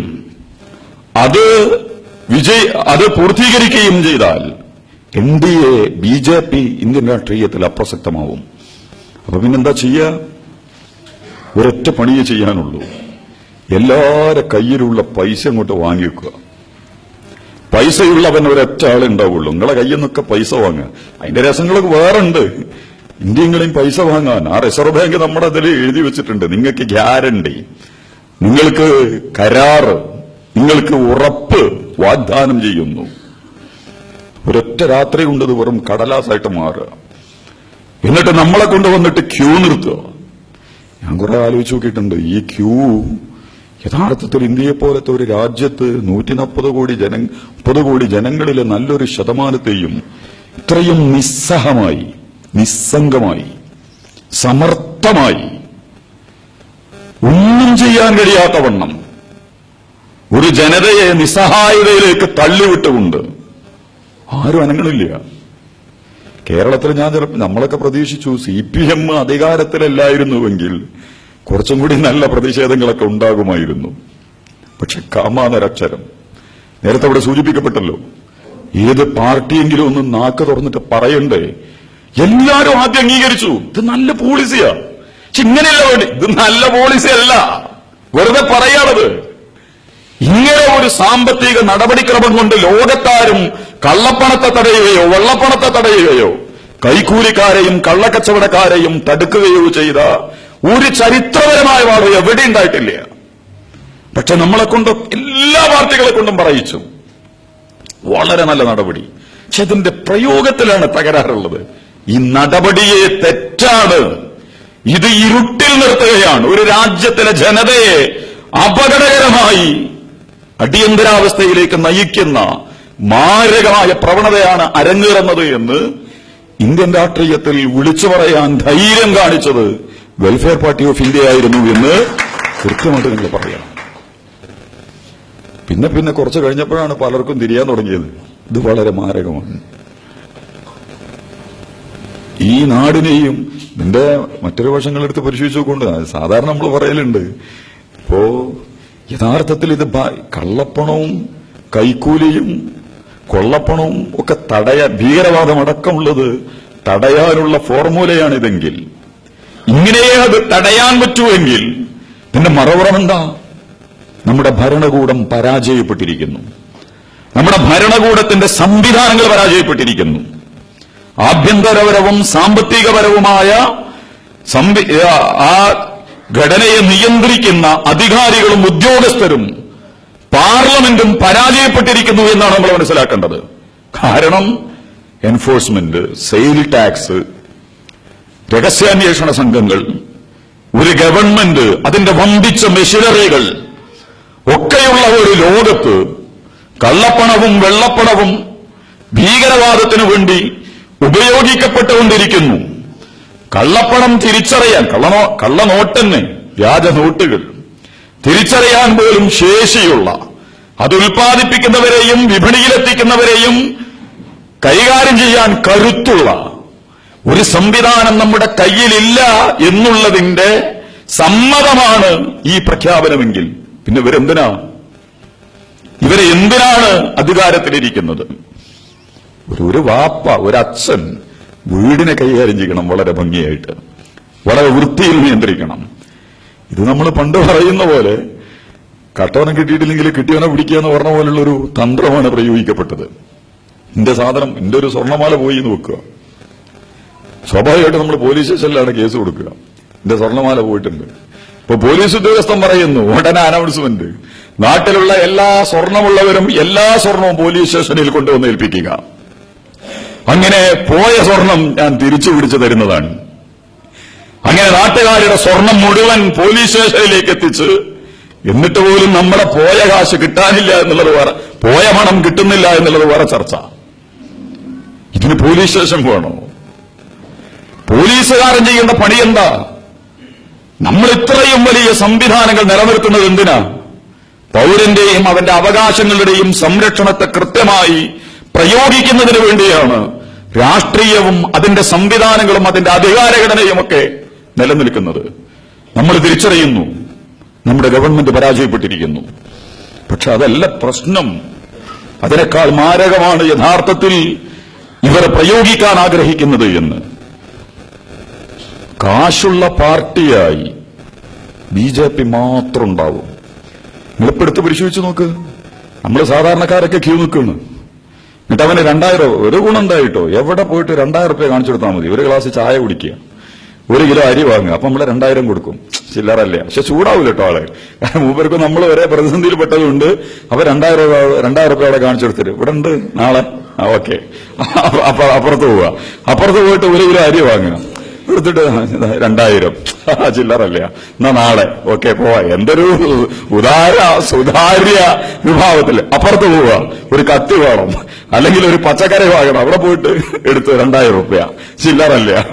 എന്ത് അങ്ങനെ നാടായ നാട് മുഴുവൻ 1000ഉം 500ഉം ഉള്ളത് കൊണ്ടാണ് കള്ളപ്പണം പെരുകുന്നത് എന്ന് നല്ലൊരു ഇന്നർ പൊളിറ്റിക്സ് ഉണ്ട്. ഭീകരവാദം എന്ന് പറയുന്ന കാപട്യത്തെ നമ്മുടെ രാഷ്ട്രീയ നേതാക്കന്മാർ എത്ര തന്ത്രപരമായിട്ടാണ് രാജ്യത്ത് പ്രയോഗിച്ചുകൊണ്ടിരിക്കുന്നത്. ഇപ്പൊ ആവർത്തനമില്ല, ഇപ്പൊ ക്യാഷ്ലെസ് പോളിസിയാണ്.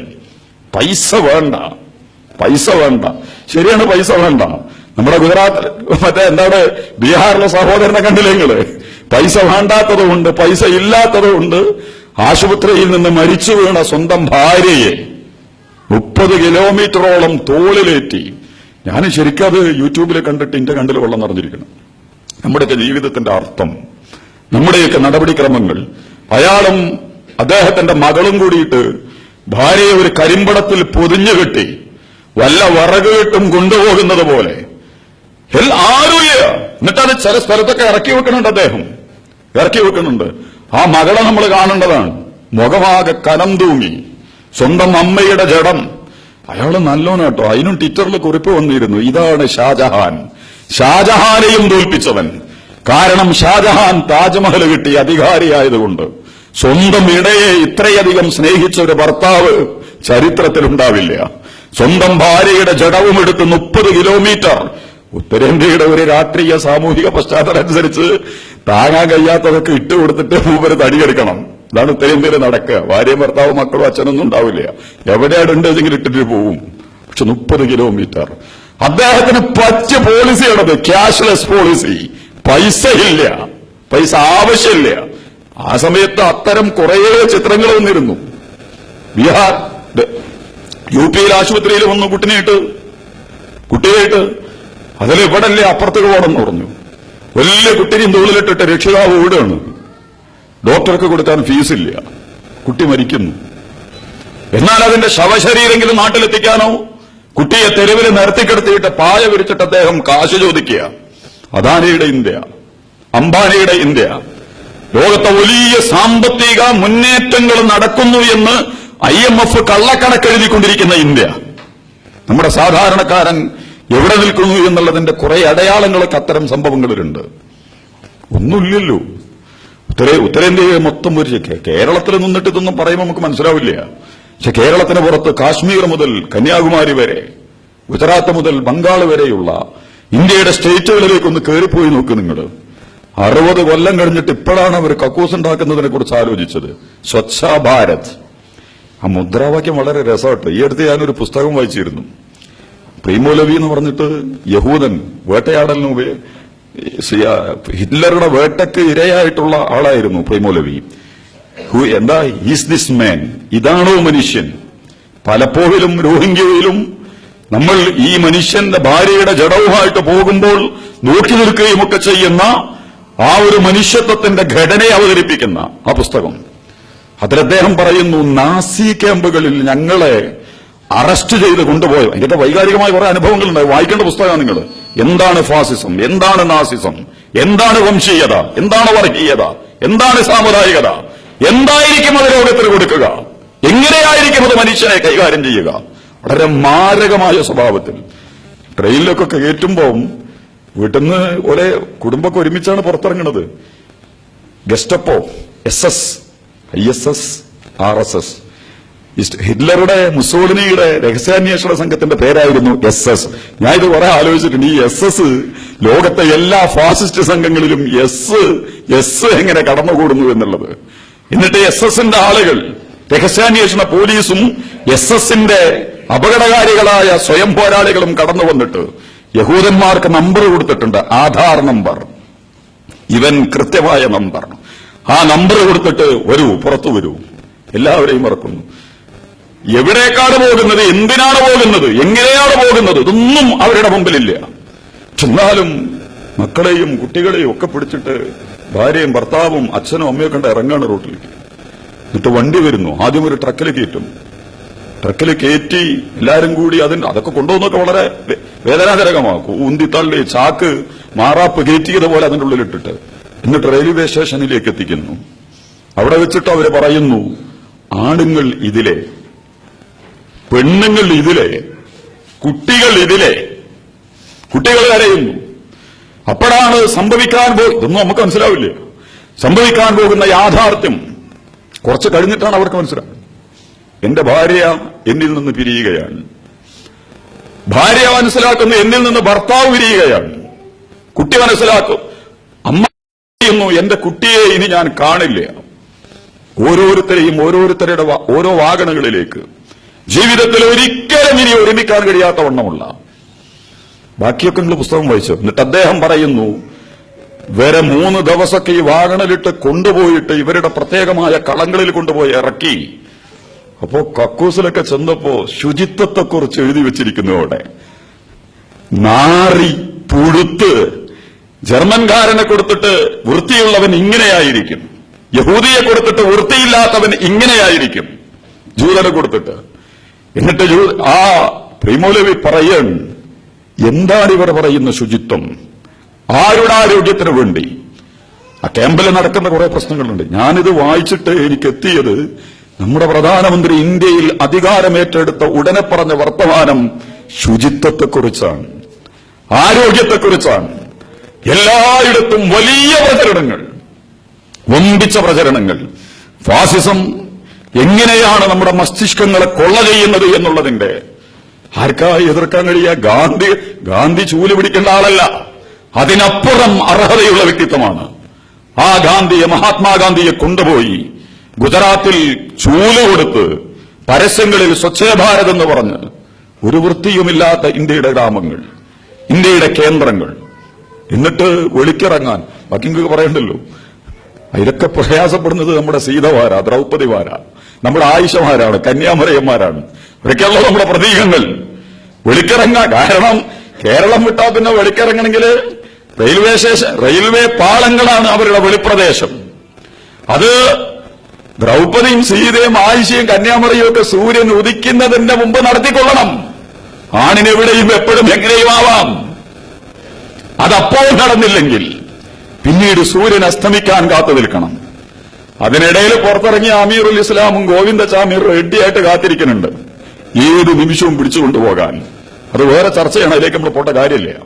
മാരകമായ പ്രവണതകളുമായി പെണ്ണനുഭവിക്കുന്ന, ഇന്ത്യയിലെ സ്ത്രീത്വം അനുഭവിക്കുന്ന ഓരോന്നിന്റെയും ദുരന്തങ്ങളെ സ്വന്തം ജീവിതത്തിൽ ശാരീരികം, മാനസികം, ആരോഗ്യപരം ഇതൊക്കെയുള്ള ഈ അമ്മയോട്, ഈ പെണ്ണിനോട്, ഈ സ്ത്രീയോട്, സഹോദരിയോട്, ഇടയോട് നമ്മുടെ ഗവൺമെന്റുകൾ ചെയ്ത പണിയെന്താ?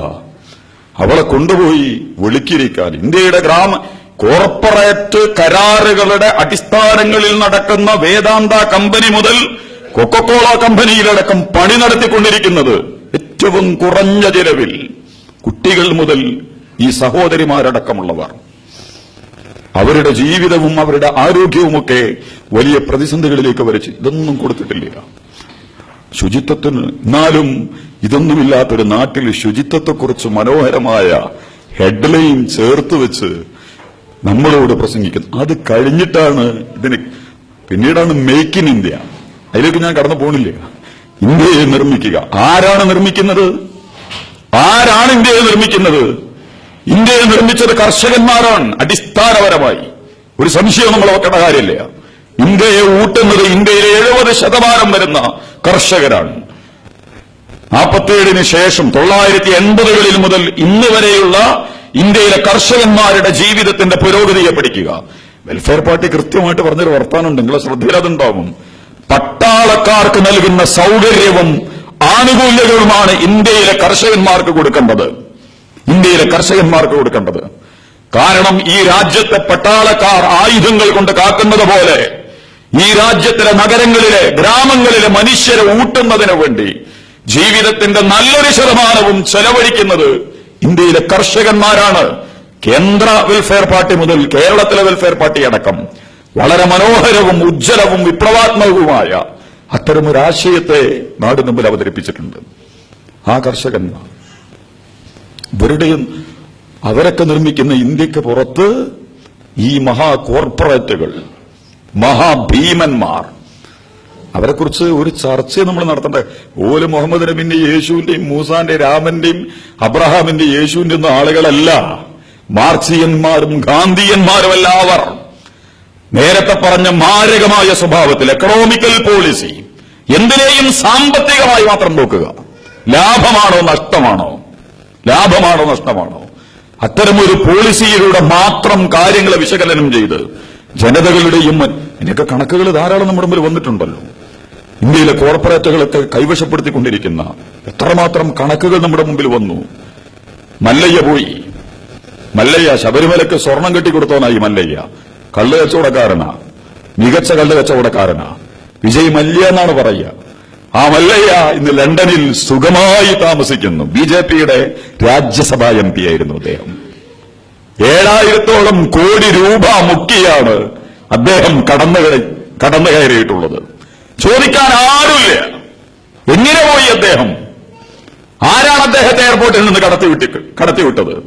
പണ്ട് ഭോപ്പാലിലെ കാർബൈഡ് ഫാക്ടറിയുടെ ചെയർമാൻ മിസ്റ്റർ ആൻഡേഴ്സൺ, രസമാണതൊക്കെ വായിച്ചാൽ, അദ്ദേഹം പിടികിട്ടാ പുള്ളിയായിരുന്നു. അമേരിക്കയിലെ പിടികിട്ടാ പുള്ളി. അമേരിക്ക അങ്ങനെയാണ് ഇങ്ങോട്ട് റിപ്പോർട്ട് കൊടുത്തത്. പിടികിട്ടാ പുള്ളിയാണ് മിസ്റ്റർ ആൻഡേഴ്സൺ. ഈ കഴിഞ്ഞ 2 വർഷം മുമ്പ് അദ്ദേഹം മരിച്ചു. 90 വയസ്സോ 92 വയസ്സോ ഒക്കെ ഉള്ള സമയത്ത്. പക്ഷെ ഇന്ത്യക്ക് കൊടുത്ത റിപ്പോർട്ട് അമേരിക്കയിൽ പിടികിട്ടാ പുള്ളി. നിങ്ങൾക്ക് ആലോചിക്കാൻ പറ്റൂ. നമ്മുടെ ആ ഗവൺമെന്റ് റിപ്പോർട്ട് വാങ്ങിവെച്ചു എന്നതുപോലെ ആരും അറിയാതെ നമ്മുടെ പാവം വിജയമല്ലയ്യ സുഗമമായിട്ട് കയറി ലണ്ടനിലേക്ക്.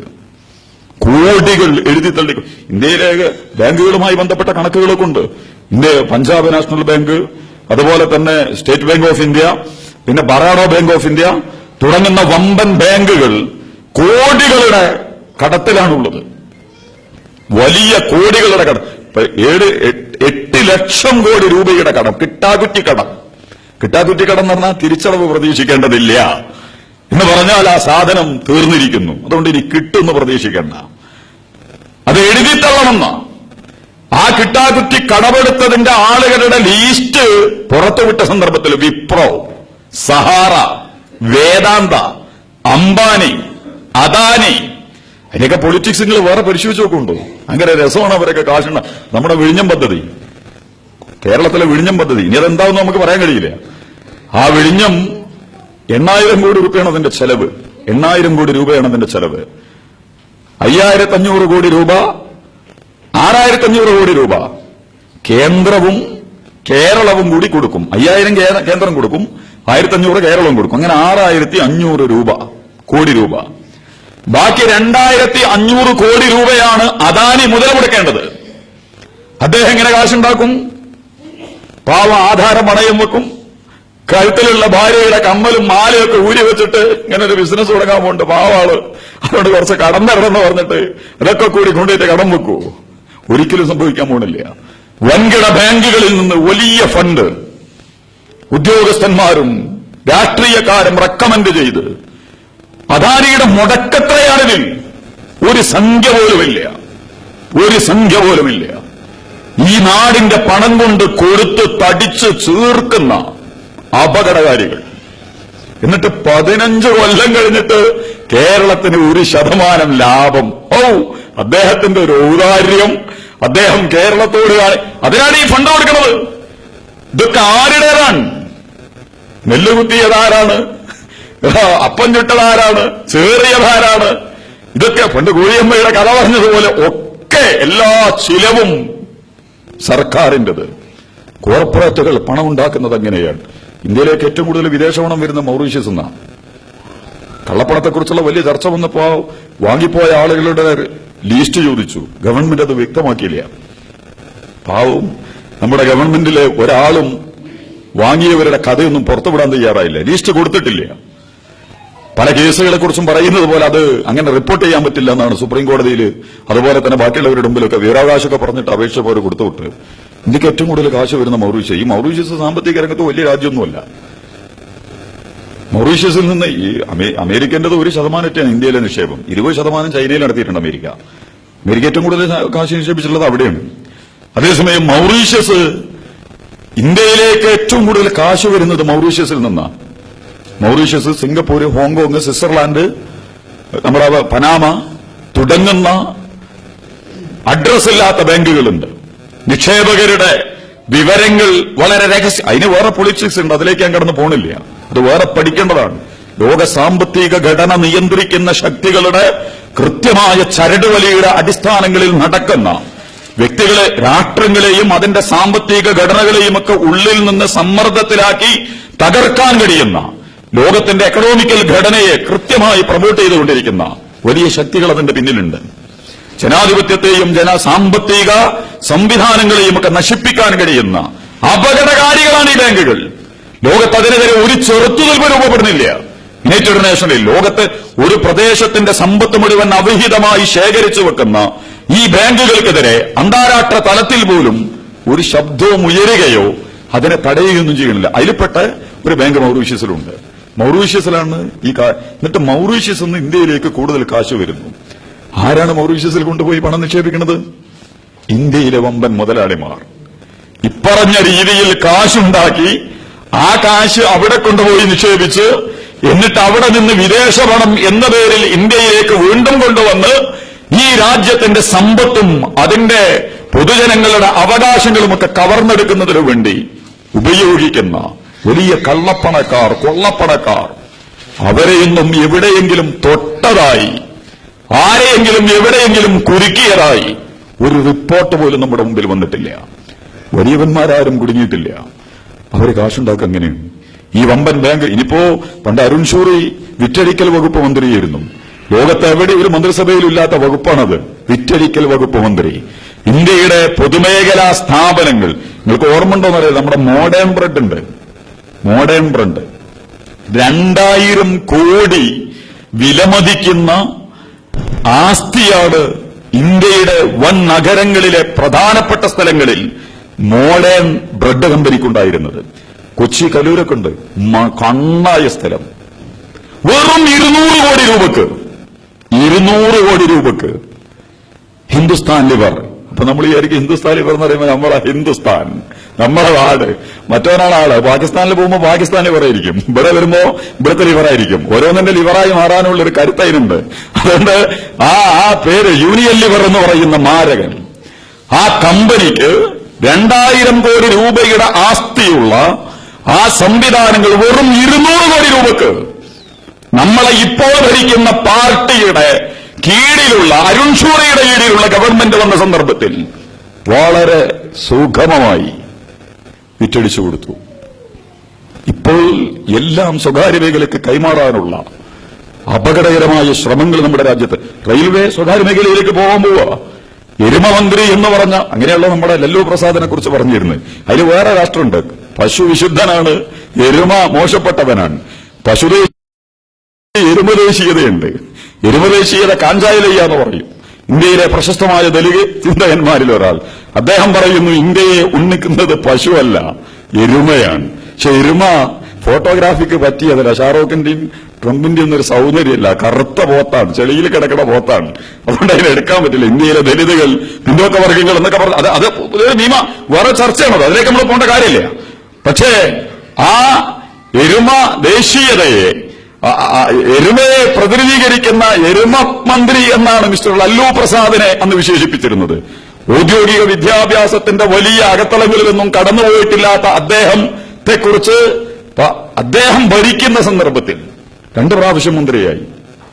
ഇന്ത്യൻ റെയിൽവേയുടെ ചരിത്രത്തിലെ ഏറ്റവും ലാഭകരമായ മുന്നേറ്റങ്ങൾ കാഴ്ചവെക്കുകയും ഓരോ ടിക്കറ്റിലും 1 രൂപ കുറച്ച്, ഇന്ത്യയിൽ 1 ഉറുപ്പ്യ ഒരു ടിക്കറ്റുമ്പോൾ കുറക്കുക എന്ന് പറഞ്ഞാൽ കോടികളാണ് ഒരു ദിവസം ബാക്കിലേക്ക് പോണത്.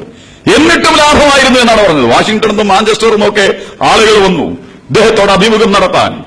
അങ്ങനെ ഒട്ടും വിവരമില്ലാത്ത ഒരു മന്ത്രി എന്ന് അതിലെ മാധ്യമങ്ങൾക്കൊക്കെ കൃത്യമായ അജണ്ട, അതിലേക്ക് നമ്മളിപ്പോ കടന്നു പോകേണ്ട കാര്യമില്ല. പിന്നോക്ക വിഭാഗങ്ങളിൽ നിന്ന് ഉയർന്നു വരുന്ന നേതാക്കന്മാരെയും അതിന്റെ മാത്രമല്ല, ലല്ലു പ്രസാദിന് നല്ലൊരു പ്രത്യേകത ഉണ്ട്. ബിജെപിയുമായി കിടക്ക പങ്കിട്ടില്ലാത്ത ഉത്തരേന്ത്യയിലെ ഏക രാഷ്ട്രീയക്കാരനാണ് അദ്ദേഹം. അതുകൊണ്ട് അവരുടെ കണ്ണിൽ കൃത്യമായി ഐഡന്റിഫൈ ചെയ്തിട്ടുള്ള, അതുകൊണ്ട് മാധ്യമങ്ങൾ മിക്ക സന്ദർഭങ്ങളിലും കടന്നാക്രമണത്തിന് വിധേയമാക്കി. പ്രശ്നങ്ങൾ എല്ലാവർക്കും ഉള്ള പ്രശ്നം അദ്ദേഹത്തിനുണ്ട്. പക്ഷെ നമ്മളൊക്കെ ചർച്ച ചെയ്യുന്നവരാ ഭയങ്കര അഴിമതിക്കാരൻ, ഇവരാരും അഴിമതി നടത്തിയിട്ടില്ലേ, ഇന്ത്യയിൽ വേറെ ആരും അഴിമതി ഒന്നും നടത്തിയിട്ടില്ലേ. പക്ഷെ ഇത് അങ്ങനെ, പക്ഷേ ഇദ്ദേഹം പക്ഷെ ഞാൻ പറഞ്ഞു വന്നത്, അത്രയും ലാഭകരമായി ഒരു കഴിവുമില്ലാത്ത ഒരു മന്ത്രി വികസിപ്പിച്ച റെയിൽവേ വകുപ്പ് ഇന്ന് റെയിൽവേ വകുപ്പ് തന്നെ കളഞ്ഞ് നമ്മൾ ഈ നാണയം നിരാകരിച്ചതുപോലെ അതിന്റെ ബജറ്റ് ആവശ്യമില്ല, അതിന് മന്ത്രാലയം ആവശ്യമില്ല. അപ്പൊ നമ്മൾ വിചാരിക്കും ചെലവ് കുറക്കാലോടത്. പ്രശ്നം അതല്ല. ആ വകുപ്പിനെ കൂടി ഇങ്ങോട്ട് എടുത്തിട്ട് മൊത്തം ധനകാര്യ മന്ത്രാലയത്തിന്റെ കീഴിൽ വെച്ചിട്ട് ഇന്ത്യയിലെ ലോകത്തിലെ തന്നെ ഏറ്റവും മികച്ച പൊതുമേഖലാ സ്ഥാപനങ്ങളിൽ നിന്നാണ് ഇന്ത്യൻ റെയിൽവേ. ബാക്കിയൊക്കെ നഷ്ടക്കച്ചവടമാകുമ്പോൾ നല്ല ലാഭം. കോടാനുകോടിയുടെ സ്ഥാപന ജംഗമ സ്വത്തുക്കൾ. ആർക്കൊന്നും ചെയ്യേണ്ട കാര്യമില്ല. അതില് ശൃംഖലകളുണ്ട്, ഫാക്ടറികളുണ്ട്, ഉദ്യോഗസ്ഥ സംവിധാനങ്ങളുണ്ട്, മികച്ച സേവന രീതിശാസ്ത്രങ്ങളും പ്രയോഗിച്ചുകൊണ്ടിരിക്കുന്നുണ്ട്. അത്രയും കണ്ണായ മർമ്മമുള്ള നഷ്ടമില്ലാത്ത സംവിധാനത്തെ ചുളിവിലേക്ക് കൈവശപ്പെടുത്താൻ ഇന്ത്യയിലെ കോർപ്പറേറ്റുകൾ കഴുകക്കണ്ണുമായി കാത്തിരിക്കുന്നു. നമ്മൾ കേറിയ ഉടനെ തന്നെ NDA ധനകാര്യമന്ത്രി പ്രധാനമന്ത്രി പ്രഖ്യാപിച്ചത് നമ്മളുടെ റെയിൽവേ സ്വകാര്യ മേഖലയ്ക്ക് വിട്ടുകൊടുക്കാൻ പോവുകയാണ്. അതൊക്കെ വേറെ ആലോചിക്കുക. എന്തിനാണ് ഈ കൊടുക്കുന്നത്? കൊടുത്തിട്ട് വരെന്താ ചെയ്യാൻ ഇപ്പോ സ്റ്റേഷനുകളുടെ വികസനത്തിന്, സ്റ്റേഷനുകളുടെ പുരോഗതിക്ക് നമ്മളെ കയ്യിൽ കാശില്ല. അപ്പൊ കാശുള്ളവർ കൊണ്ടുവന്ന് നിക്ഷേപിക്കട്ടെ. അങ്ങനെ സ്റ്റേഷനുകളൊക്കെ ആധുനികവൽക്കരിക്കണം. ആരോടാണ് ഈ പറയുന്നതൊക്കെ? ഇന്ത്യയിലെ ഏറ്റവും മികച്ച ഈ സംവിധാനത്തെ ഏറ്റവും കുറഞ്ഞ വിലക്ക് ഇതിനൊക്കെയുള്ള ഫണ്ട് നേരത്തെ കാലത്ത് അങ്ങോട്ടും ഇങ്ങോട്ടും ഒക്കെ കൈമാറി കഴിഞ്ഞിട്ടുണ്ടാവും. ഇപ്പൊ നമ്മുടെ നാട്ടിലൊക്കെ ഉണ്ട് KURTC വിടുക, Kerala urban road transport corporation. ഇന്ത്യയിൽ മൊത്തം ഹോൾസെയിലായിട്ട് എല്ലാ സ്റ്റേറ്റുകൾക്കും കൊടുത്തിട്ടുള്ള സാധനമാണത്. ആ 4 KSRTC ബസ് ഇറക്കാം ഒരു KURTCക്ക് പകരം. ഒരു KURTCയുടെ പൈസ ഉണ്ടെങ്കിൽ 4 നല്ല KSRTC ബസ് ഇറക്കാം. KSRTC ചക്രശ്വാസം വലിക്കുമ്പോഴാണ് എന്ത് വരുന്നത്? അർബൻ ട്രാൻസ്പോർട്ടിന്റെ പുതിയ വോൾവോ വണ്ടി വരുന്നത്. പക്ഷെ കേരളത്തിന്റെ റോഡുകളോ കേരളത്തിന്റെ ഗതാഗത സംവിധാനങ്ങളോ കേരളത്തിലെ ജനസാന്ദ്രതയൊന്നും ആ വണ്ടിക്ക് പറ്റിയതല്ല. അതിനേക്കാൾ മികച്ച, പക്ഷേ ഈ ദേശീയ തലത്തിൽ തന്നെ മൊത്തം മണ്ണ്, മനുഷ്യൻ, ഗതാഗതം, സംവിധാനം ഒന്നും അറിയാതെ വലിയൊരു പദ്ധതിയായി കോടികളുടെ എസ്റ്റിമേറ്റിൽ ഈ വോൾവോ ബസ് വാങ്ങിയിട്ട് എല്ലാ സ്റ്റേറ്റുകൾക്കും അങ്ങോട്ട് കൊടുക്കണം. സ്വകാര്യ കമ്പനികളുമായി ബന്ധപ്പെട്ടിട്ട് അവർക്ക് നിർമ്മാണ കരാറും അവരുടെ സംഗതികളൊക്കെ കൈമാറ്റം ചെയ്ത് ലക്ഷങ്ങളും കോടികളും ഒക്കെ ഫണ്ടുകളിലേക്ക് മറഞ്ഞെത്തിയിട്ടുണ്ടാകുമെന്നാണ് അതിന്റെ പിന്നാമ്പുറങ്ങൾ പഠിക്കുമ്പോൾ നമുക്ക് മനസ്സിലാവേണ്ടത്. അപ്പൊ ഞാൻ പറഞ്ഞത് റെയിൽവേ ഇനി സ്വകാര്യവൽക്കരിക്കാൻ പോവുക.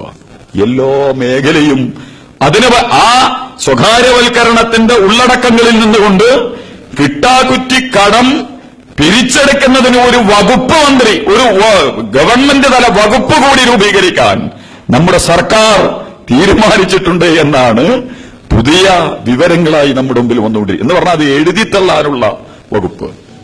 ഇനി കടങ്ങളൊന്നും കിട്ടില്ല. ഇത്രയും നമ്മുടെ ബാങ്കുകൾ വലിയ പ്രതിസന്ധിയിലാണ്. 8 ലക്ഷം കോടിയിലെ 7 ലക്ഷം കോടി രൂപയും വെറും 10ഓളം വ്യക്തികൾ എടുത്തതാ. ഇതൊക്കെയാണ് അതിന്റെ മാരകമായ സംഗതി. ഇന്ത്യയിലെ 130 കോടി മനുഷ്യരിലെ 10 ആളുകൾ എടുത്തതാണ് 7 ലക്ഷം കോടി രൂപ എന്ന് പറയുന്നത്. നമ്മൾ നേരത്തെ പറഞ്ഞ വിഴിഞ്ഞത്തേക്ക് 2500 കോടി ആവശ്യമുള്ളപ്പോൾ അവര് കൊടുക്കും. അദ്ദേഹത്തിന് ഒരു പ്രയാസം ഉണ്ടാവില്ല. പ്രധാനമന്ത്രി എഴുതി കൊടുക്കും, റിസർവ് ബാങ്കിനോട് കടം കൊടുക്കാം. അങ്ങനെ വലിയ വിവാദം വന്നിരുന്നല്ലോ. അദാനിക്ക് ബോൺസൈറ്റ് ഖനനം ചെയ്യാൻ അഡലൈഡിൽ കമ്പനി തുടങ്ങാൻ കടം കൊടുക്കണമെന്ന് റിസർവ് ബാങ്കിനോട് റെക്കമെൻഡ് ചെയ്തു പ്രധാനമന്ത്രിയുടെ ഓഫീസ് എന്ന് പറഞ്ഞുകൊണ്ട് ഒരു സന്ദർഭത്തിൽ വലിയ വിവാദങ്ങൾ വന്നിരുന്നു. അതിലൊക്കെയും ശക്തമായ പ്രതികരണങ്ങൾ നടത്തേണ്ട കോൺഗ്രസ് അല്ലെങ്കിൽ പ്രതിപക്ഷ പാർട്ടികൾ ഇത്തരം ചതിക്കുഴികളിലും ഇത്തരം ബ്ലാക്ക്മെയിലുകളിലൊക്കെ മുമ്പേ വീണ് കഴിഞ്ഞതുകൊണ്ട് ഇവർ ഇപ്പോ BJP എല്ലാത്തിനും പ്രതിരോധിക്കൽ എങ്ങനെ നിങ്ങൾ ശ്രദ്ധിച്ചിട്ടുണ്ടോ? കോൺഗ്രസ് ചെയ്തിട്ടില്ലേ? നിങ്ങൾ ചെയ്ത പണിയല്ലേ, നിങ്ങൾ ചെയ്താൽ നിങ്ങൾ ചെയ്യണത്. തീർന്നു പ്രശ്നം. അതോടുകൂടി ആരും ഒന്നും പറയാൻ പാടില്ല. കോൺഗ്രസ് ചെയ്തത് ചെയ്യാനല്ലല്ലോ ഇവരെ നമ്മൾ ഏൽപ്പിച്ചിട്ടുള്ളത്. അതിന് ഇവരാവശ്യമില്ലല്ലോ കോൺഗ്രസിന്റെ A ടീമോ B ടീമോ ആവാൻ. പക്ഷെ പ്രശ്നം അതല്ല. ഇത് വളരെ അപകടകരമായ ഒരു പ്രയോഗവൽക്കരണമാണ് അവിടെ നടത്തുന്നത്.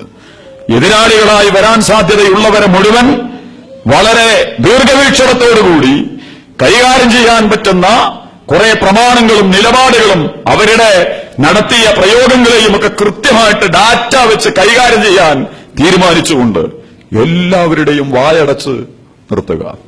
ഏറ്റവും അവസാനം ഞാൻ അവസാനിപ്പിക്കുന്നു. നിങ്ങൾ കേരളത്തിൽ വന്നു. കേരളത്തിന്റെ സാമ്പത്തികമായ ഈ ഒരു വിനിമയ ശൃംഖലയിൽ നിർണായകമായ പങ്ക് വഹിക്കുന്നതാണ് ഇന്ത്യയിലെ കേരളത്തിലെ സഹകരണ ബാങ്കുകൾ. അതിനെക്കുറിച്ച് എന്തൊക്കെ വർത്തമാനങ്ങളാ പറഞ്ഞ് കേരളത്തിലെ മൊത്തം കാശിന്റെ ഇറക്കും ഇന്ത്യയുടെ മൊത്തം കോടികളിൽ എത്ര ശതമാനം ഉണ്ടാവും? വളരെ ചെറിയതായിരിക്കും അത്. പക്ഷെ കേരളത്തിലെ സഹകരണ ബാങ്കുകളുമായി ബന്ധപ്പെട്ട് വലിയ പ്രചരണങ്ങളാണ് ദേശീയ തലത്തിലടക്കം നടത്തിയത്. കോടികൾ കള്ളപ്പണം നിക്ഷേപിച്ചിട്ടുള്ള പ്രദേശം.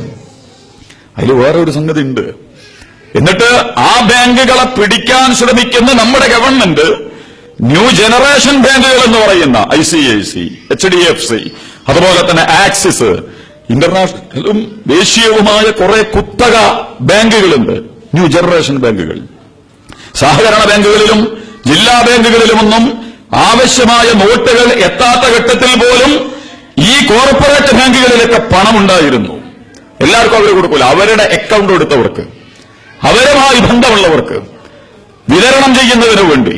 പക്ഷേ യഥാർത്ഥത്തിൽ വളരെ മാരകമായ പ്രവണതകളെ പ്രതിനിധീകരിക്കുന്ന ഇത്തരം ബാങ്കുകളെ, അവിഹിതവും അനാശാസ്യവുമായ കോടാനുകോടി ഇടപാടുകൾ നടത്തിക്കൊണ്ടിരിക്കുന്ന ഇത്തരം ബാങ്കുകളെയും അതിന്റെ സംവിധാനങ്ങളെയും പിടിച്ചുകെട്ടുന്നതിന് പകരം നമ്മുടെ നാട്ടിലെ ജനങ്ങൾ പശുവിനെ വിറ്റിട്ട് കാശ് നിക്ഷേപിച്ച, മകളെ കെട്ടിക്കാനുള്ള കാശ് നിക്ഷേപിച്ച, ഇത്തിരി സ്ഥലം വിറ്റിട്ട് അതിന്റെ കാശ് കൊണ്ടുപോയി ബാങ്കിലിട്ട, സാധാരണക്കാരുടെ കാശ് കൊണ്ട് പ്രവർത്തിക്കുന്ന കേരളത്തിലെ സഹകരണ ബാങ്കുകളെ, അതിന്റെ ബേക്കൽ വേറൊന്നുണ്ട്. കേരളത്തിലെ രാഷ്ട്രീയ കേരളത്തിന്റെ തന്നെ സാമ്പത്തികം, ഇടതുപക്ഷത്തിനൊക്കെ പ്രത്യേകിച്ച് നല്ലോണം കാശ് ആവശ്യമായിരുന്നു. പൈസ ഇല്ല പിണറായി ഗവൺമെന്റിന്റെ കയ്യിൽ. വികസന പ്രവർത്തനങ്ങളുടെയൊക്കെ മുനയൊടിയും കേരളത്തിലെ ഗവൺമെന്റിനെ ഒന്നിനും കൊള്ളാത്തതാണ് എന്ന് വരുത്തി തീർക്കാൻ കഴിയുമാറുള്ള പ്രതിസന്ധികളിലേക്ക് അവരെ എത്തിച്ചാൽ ഇനി അങ്ങനത്തെ ചില പരീക്ഷണങ്ങൾ അവർക്ക് നടത്താൻ കഴിയുള്ളൂ. അത് നടത്തുന്നതിനുള്ള ശ്രമം. അങ്ങനെ സഹകരണ ബാങ്ക് കാശ് തിരിമറി ചെയ്യാൻ പോലും സാധിക്കാത്തവണ്ണം ഇടതുപക്ഷ ഗവൺമെന്റ് വമ്പിച്ച പ്രതിസന്ധികളിലേക്ക് എത്തി. പിന്നെ അതിന്റെ കൂടെ തന്നെ അനുബന്ധമായി കുറെ സംവിധാനങ്ങൾ വേറെ നടക്കുന്നുണ്ട് കേരളത്തിന്റെ സാമൂഹിക അന്തരീക്ഷങ്ങളിൽ. നമ്മൾ നേരത്തെ ഞാൻ ആദ്യം ആമുഖമായിട്ട് സൂചിപ്പിച്ചല്ലോ, കേരളം റോൾ മോഡലാണ്, ഇന്ത്യക്ക് മുഴുവൻ റോൾ മോഡലാണ്. ആ കേരളത്തെ സമർത്ഥമായി അവരുടെ പക്ഷത്തേക്ക് കൊണ്ടുപോകാൻ കഴിയുന്ന രീതിയിലുള്ള ഒരു സ്വഭാവത്തിലേക്ക് പരിവർത്തിപ്പിക്കാൻ ഏതൊക്കെ തരം ഫോർമുലയിലുള്ള പ്രവർത്തനങ്ങൾ നടക്കണം എന്നതുമായി ബന്ധപ്പെട്ട് കേരളത്തിന്റെ അകത്തളങ്ങളിൽ വളരെ വലിയ പരീക്ഷണങ്ങൾ നടക്കുന്നു ഇപ്പോൾ ഓരോ മേഖലയിലുമെന്നാണ് വിഷയങ്ങളെടുത്ത്. കമലിന്റെ ഓഫീസിലേക്കൊക്കെ ഒരു മാർച്ചൊക്കെ നിങ്ങൾ വായിച്ചില്ലേ? ജനഗണനമന ദേശീയ ഗാനം ചൊല്ലുമ്പോൾ എഴുന്നേറ്റ് നിൽക്കണം. രസമുള്ളതൊക്കെ പറയുമ്പോഴും അപ്പൊ ഏതോ ഒരു ബിരുദം കൊണ്ടേറ്റു. അപ്പൊ സുപ്രീം കോടതിയിൽ ചെല്ലല് തുടങ്ങിയാലോ? അത് വേണ്ട, സുപ്രീം കോടതിയിൽ വേണ്ട, അവിടെ ചെല്ലിയാ മതി. ശരിക്കും ചെല്ലുകയാണെങ്കിൽ ശരിക്കും സുപ്രീം കോടതിയിൽ നിന്നാണ് തുടങ്ങട്ടെ. അപ്പൊ അവർക്ക് വേണ്ട, വിധി അതാണ്. പക്ഷെ സിനിമാ തിയേറ്ററിൽ വേണം.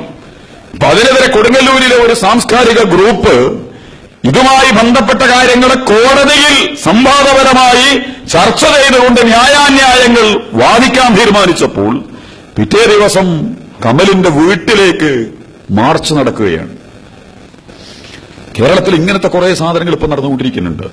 കേരളത്തിന്റെ ആഭ്യന്തരമായ സൗഹൃദങ്ങളെയും സാമൂഹികമായ സഹിഷ്ണുതയെയും അതിന്റെ മതനിരപേക്ഷമായ സെക്യുലറായ വലിയ കൂട്ടായ്മകളെയും തുരന്നു കയറി നശിപ്പിക്കുന്നതിനു വേണ്ടിയുള്ള ഒരു വെടിക്ക് പല പക്ഷികളെയും വീഴ്ത്താൻ കഴിയുന്ന അജണ്ടകളാണ് കേരള രാഷ്ട്രീയത്തിൽ ഇപ്പോൾ ഇവർ പ്രയോഗിച്ചുകൊണ്ടിരിക്കുന്നത് എന്ന് സഹകരണ ബാങ്കുകളോടുള്ള സമീപനം മുതൽ പൈസ ഇല്ല.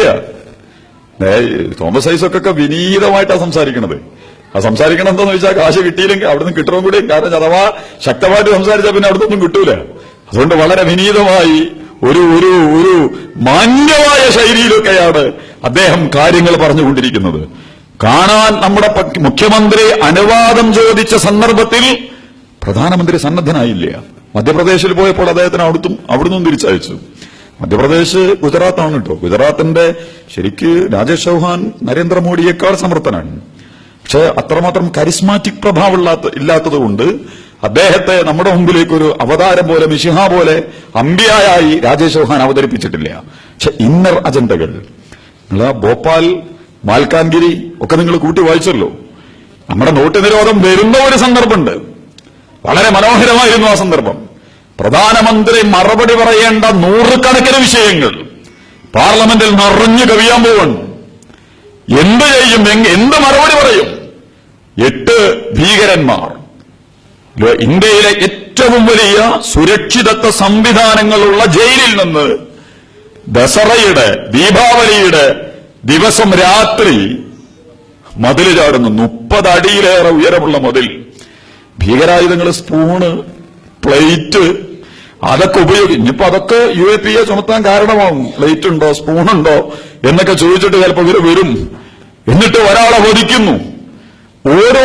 ഓരോ സെല്ലുകളിൽ ഒറ്റക്കൊറ്റക്ക് താമസിക്കുന്ന, അപൂർവമായി കുളിമുറിയിൽ മാത്രം, കുളിക്കുന്ന സ്ഥലത്ത് മാത്രം കാണാൻ സാധ്യതയുള്ള ഇവർ നല്ല വൃത്തിയുള്ള വേഷവും ഉടുപ്പുകളുമൊക്കെ അണിഞ്ഞ് എല്ലാവരും ഒരുമിച്ച് ചേർന്ന് പുറത്തു ചാടുന്നു.